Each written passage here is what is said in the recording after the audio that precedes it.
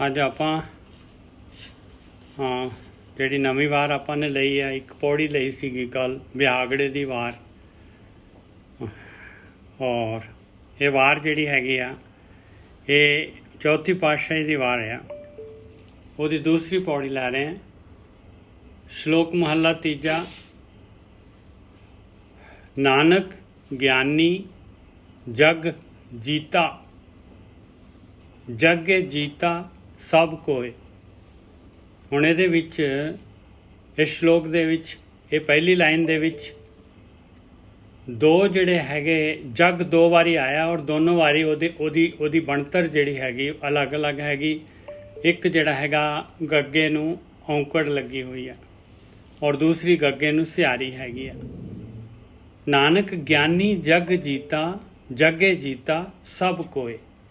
ਇਹ ਮਾਇਆ, ਇਹ ਜਗ ਐਸਾ ਮਾਲਕ ਪਰਮਾਤਮਾ ਨੇ ਬਣਾਇਆ ਹੈਗਾ। ਮਾਇਆ ਐਸੀ ਬਣਾਈ ਆ ਕਿ ਇਹ ਮਾਇਆ ਜਿਹੜੀ ਹੈਗੀ ਆ ਇਹ ਸਾਰਿਆਂ ਨੂੰ ਹਰਾ ਦਿੰਦੀ ਆ, ਜਦ ਤੱਕ ਕਿ ਆਪਣੇ ਕੋਲ ਬ੍ਰਹਮ ਗਿਆਨ ਨਾ ਹੋਏ। ਇਹਨੂੰ ਜਿਹੜਾ ਹੈਗਾ ਮਾਇਆ ਤੋਂ ਨਿਕਲਣ ਦਾ ਰਸਤਾ ਨਾ ਹੋਏ। ਨਾਨਕ ਗਿਆਨੀ ਜਗ ਜੀਤਾ। ਗਿਆਨੀ ਦਾ ਮਤਲਬ ਕੱਲਾ ਗਿਆਨ ਵਾਲਾ ਨਹੀਂ, ਜਿਹਨੂੰ ਰਸਤਾ ਲੱਭ ਗਿਆ ਔਰ ਉਹ ਰਸਤੇ 'ਤੇ ਤੁਰਿਆ ਆ, ਉਹਨੇ ਜਿਹੜਾ ਹੈਗਾ ਜਗ ਕਹਿੰਦੇ ਆ ਇਹ ਮਾਇਆ ਜੋ ਮਾਲਕ ਨੇ ਪਾਈ ਹੈ, ਆਕਾਰ ਸੰਸਾਰ, ਇਹਨੂੰ ਉਸ ਗਿਆਨੀ ਨੇ, ਉਸ ਧਿਆਨੀ ਨੇ ਜਿੱਤ ਲਿਆ। ਮਤਲਬ ਮਨ ਜੀਤੇ ਜਗ ਜੀਤ। ਆਪਣੇ ਮਨ ਨੂੰ ਜਿੱਤ ਲਿਆ ਤੇ ਜਗ ਜਿੱਤਿਆ ਜਾਂਦਾ ਹੈ। ਨਹੀਂ ਤਾਂ ਜੱਗੇ ਜੀਤਾ ਸਭ ਕੋਏ। ਇਸ ਜਗ ਨੇ, ਮਾਇਆ ਨੇ ਸਾਰਿਆਂ ਨੂੰ ਜਿੱਤਿਆ ਹੋਇਆ ਹੈ। ਹਾਂਜੀ ਗੁਰੂ ਸਾਹਿਬ। ਹਾਂਜੀ ਸਾਧ ਸੰਗਤ ਜੀ, ਇੱਥੇ ਗੱਲ ਸਮਝਣ ਦੀ ਲੋੜ ਆ। ਗਿਆਨੀ ਮਨੁੱਖ ਕਿਉਂ ਜੱਗ ਨੂੰ ਜਿੱਤ ਲੈਂਦਾ ਹੈ? ਜੱਗ ਕੋਈ ਜਿੱਦਾਂ ਸਾਡਾ ਸਾਹਮਣੇ ਕੋਈ ਬੰਦਾ ਨਹੀਂ ਆ ਜਿਹਦੇ ਨਾਲ ਆਪਾਂ ਫਾਈਟ ਕਰਨੀ ਆ, ਉਸ ਤੋਂ ਜਿੱਤਣਾ ਹੈ।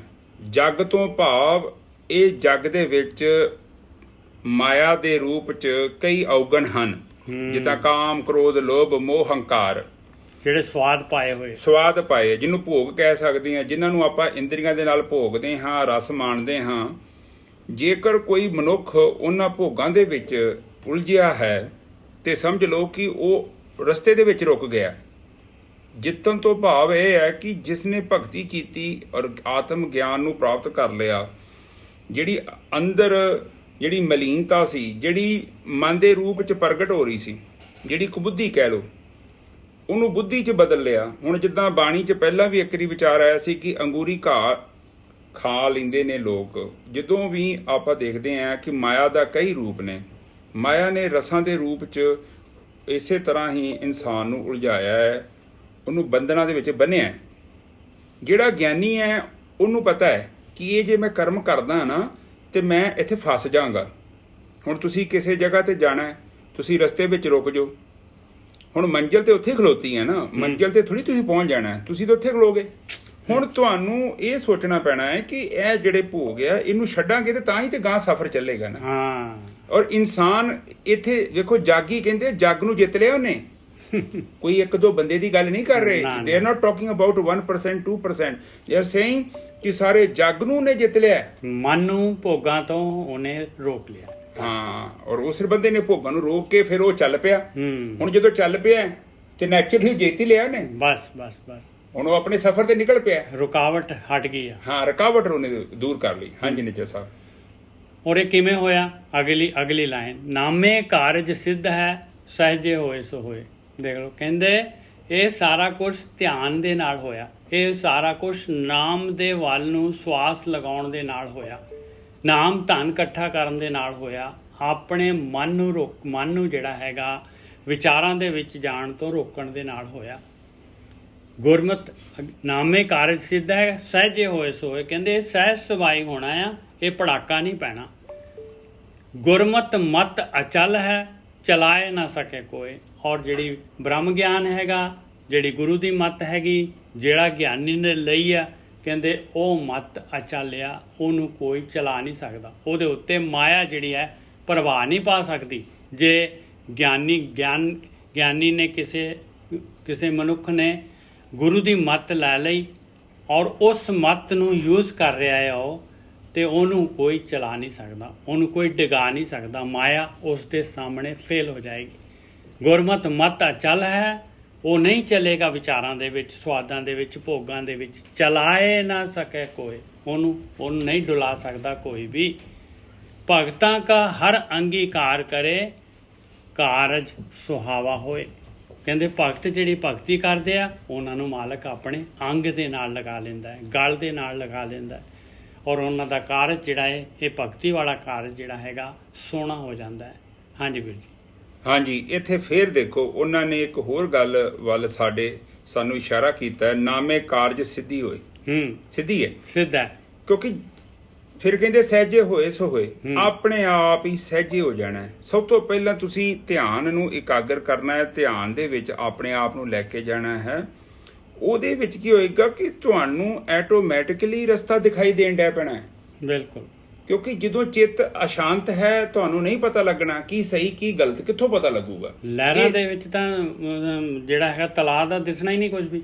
ਹਾਂ, ਕਿਉਂਕਿ ਦਰਪਣ ਹੀ ਗੰਦਾ ਹੈ। ਬਸ ਬਾਣੀ 'ਚ ਵੀ ਕਿਹਾ ਹੈ ਕਿ ਮਨ ਮੈਲੇ ਤੇ ਸਭ ਕੁਝ ਮੈਲਾ। ਸਭ ਕੁਝ ਮੈਲਾ। ਤੂੰ ਮਨ ਤੇਰਾ ਮੈਲਾ ਹੈ, ਭਾਵੇਂ ਤੂੰ ਕੋਈ ਸੇਵਾ ਕਰ ਲੈ, ਭਾਵੇਂ ਤੂੰ ਕਿਸੇ ਨੂੰ ਦਾਨ ਦੇ ਦੇ, ਉਹਦੇ ਵਿੱਚ ਜਿਹੜਾ ਤੇਰਾ ਮਨ ਦਾ ਜਿਹੜਾ ਮਨੋਰਥ ਹੈ ਕੁਝ ਹੋ ਰਿਹਾ। ਕਿਉਂਕਿ ਮਨ ਹੀ ਮੈਲਾ ਹੈ। ਮਨ ਮੈਲਾ ਤੇ ਤਨ ਧੋਤੇ ਮਨ ਹੱਛਾ ਨਾ ਹੋਵੇ। ਹਾਂ, ਤੇ ਤਨ ਨੂੰ ਧੋਨੇ ਆਪਾਂ, ਮਨ ਨਹੀਂ ਸੰਗਾ। ਮਨ ਨੂੰ ਧੋਣ ਦਾ ਕੋਈ ਦੱਸਦਾ ਵੀ ਨਹੀਂ ਹੈ ਨਾ। ਉਹ ਕਹਿੰਦੇ ਪਾਠ ਪੜੋ, ਪਾਠ ਪੜਨ ਦੇ ਨਾਲ ਮਨ ਧੋਤਾ ਨਹੀਂ ਹੈ, ਨਹੀਂ ਜਾਂਦਾ। ਫਿਰ ਬਾਣੀ 'ਚ ਵੀ ਕਿਹਾ ਹੈ ਕਿ ਰਾਮ ਰਾਮ ਕਰਤਾ ਸਭ ਜਗ ਫਿਰੇ, ਰਾਮ ਨਾ ਕਿਹਾ ਜਾਏ, ਰਾਮ ਨਾ ਪਾਇਆ ਜਾਏ। ਰਾਮ, ਹਾਂ, ਕਿੱਥੋਂ ਰਾਮ ਮਿਲੇ ਜੇ ਕਿ ਇਹ ਸਰਲ ਸੀ, ਇਹਦੀ ਵਿਧੀ ਸੀ। ਦੇਖੋ ਕੋਈ ਵੀ ਕੰਮ ਕਰਨਾ ਹੈ ਨਾ, ਉਹਦੀ ਇੱਕ ਵਿਧੀ ਹੁੰਦੀ ਹੈ। ਹੁਣ ਦੇਖੋ ਬਾਣੀ ਪੁਆਇੰਟ ਟੂ ਪੁਆਇੰਟ ਗੱਲ ਕਰਦੀ ਹੈ। ਬਾਣੀ ਕਹਿੰਦੀ ਹੈ ਕਿ ਬੱਚਾ ਪੜ੍ਹਾਈ ਤੇ ਬੈਠਾ, ਉਹ 8 ਘੰਟੇ, ਉਹ 10 ਘੰਟੇ ਬੈਠਾ, ਪਰ ਬਾਣੀ ਕਹਿੰਦੀ ਕਿ ਅਸਲ 'ਚ ਉਹ ਪੜ੍ਹਿਆ ਕਿੰਨੇ ਘੰਟੇ ਆ। 5 ਮਿੰਟ ਪੜ੍ਹਿਆ, ਧਿਆਨ ਦੇ ਨਾਲ ਉਹਨੇ ਕਿੰਨਾ ਕੰਮ ਕੀਤਾ, ਮਨ ਉਹਦਾ ਕਿੰਨੀ ਦੇਰ ਰਿਹਾ ਉੱਥੇ ਅਵੇਲੇਬਲ ਸੀ। ਬਾਣੀ ਵੀ ਉਸੇ ਗੱਲ ਤੇ ਪੁਆਇੰਟ ਆਊਟ ਕਰਦੀ ਹੈ ਕਿ ਤੁਸੀਂ ਪਾਠ ਕੀਤਾ, ਤੁਸੀਂ ਭਗਤੀ ਕੀਤੀ, ਤੁਹਾਡਾ ਮਨ ਐਕਚੁਅਲੀ ਉੱਥੇ ਪ੍ਰੈਜ਼ੈਂਟ ਕਿੰਨੇ ਮਿੰਟ ਆ, ਉਹ ਤੁਹਾਡਾ ਐਕਚੁਅਲੀ ਧਿਆਨ ਹੈ। ਬਿਲਕੁਲ। ਤੇ ਬਾਕੀ ਜੇਕਰ ਤੁਸੀਂ 6 ਘੰਟੇ ਬੋਲੇ ਜੋ, 7 ਘੰਟੇ ਬੈਠੇ ਜੋ, ਉਹ ਜਸਟ ਕੁਆਂਟੀਟੀ ਆ, ਉੱਥੇ ਕੁਆਲਿਟੀ ਦੀ ਕਮੀ ਹੈ। ਤੇ ਇਹ ਜੇਕਰ ਆਪਾਂ ਇਸ ਗੱਲ ਨੂੰ ਸਮਝੀਏ, ਦੇਖੋ ਕੋਈ ਵੀ ਤਰੀਕਾ ਹੈ। ਜ਼ਿਆਦਾਤਰ ਦੁਨੀਆ ਤੇ ਅਗਿਆਨ ਕਿਉਂ ਫੈਲ ਗਿਆ? ਕਿਉਂਕਿ ਲੋਕਾਂ ਨੇ ਜਾਣਿਆ ਨਹੀਂ। ਬੋਲਣਾ ਬੜਾ ਚੰਗਾ ਲੱਗਦਾ ਇਨਸਾਨ ਨੂੰ, ਹਰ ਕੋਈ ਚਾਹੁੰਦਾ ਬੋਲਾਂ ਮੈਂ, ਲੋਕੀ ਮੈਨੂੰ ਸੁਣਨ, ਪਰ ਬਾਣੀ ਕਹਿੰਦੀ ਜੇ ਤੂੰ ਉਹਨੂੰ ਜਾਣਿਆ ਨਹੀਂ ਆ, ਬਾਣੀ ਕਹਿੰਦੀ ਅਵਰ ਉਪਦੇਸ਼ੇ ਆਪ ਨਾ ਕਰੇ, ਆਵਤ ਜਾਵਤ ਜਨਮੇ ਮਰੇ। ਤੂੰ ਕਿਉਂ ਲੋਕਾਂ ਨੂੰ ਉਪਦੇਸ਼ ਕਰ ਰਿਹਾ?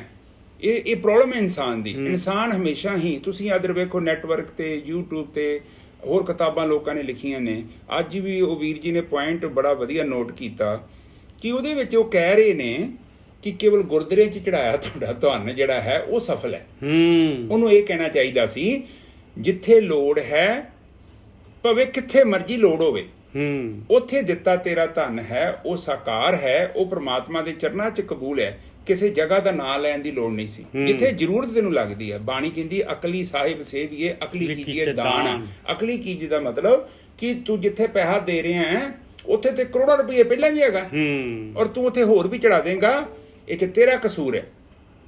ਬਾਣੀ ਕਹਿੰਦੀ ਹੈ ਕਿ ਤੈਨੂੰ ਦੇਖਣਾ ਪੈਣਾ ਹੈ। ਬਿਲਕੁਲ। ਗੁਰੂ ਜੀ ਨੇ ਆਪਣੀ ਬਾਣੀ ਨੂੰ ਅਸਲ ਦੇ ਵਿੱਚ ਲੋਕਾਂ ਨੇ, ਜਿਹੜੇ ਵੀ ਕਥਾਵਾਚਕ ਸਨ ਜਾਂ ਜਿਨ੍ਹਾਂ ਨੇ ਕਥਾ ਕੀਤੀ ਹੈ, ਜਿਨ੍ਹਾਂ ਨੇ ਵਿਚਾਰ ਕੀਤੀ ਹੈ, ਜਿਨ੍ਹਾਂ ਨੇ ਇਹ 'ਤੇ ਸਟੱਡੀ ਕੀਤੀ ਹੈ, ਉਹਨਾਂ ਨੇ ਪ੍ਰੋਪਰ ਉਹਨੂੰ ਗਾਈਡ ਨੂੰ ਸਾਡੇ ਤੱਕ ਪਹੁੰਚਾਇਆ ਹੀ ਨਹੀਂ। ਇਸੇ ਕਰਕੇ ਆਪਾਂ ਜੜ ਦੇ ਨਾਲ ਜੁੜ ਗਏ। ਉਹ ਬਿਲਕੁਲ ਹੀ ਕਨਫਿਊਜ਼ਨ ਕ੍ਰੀਏਟ ਨਹੀਂ ਕਰਦੇ।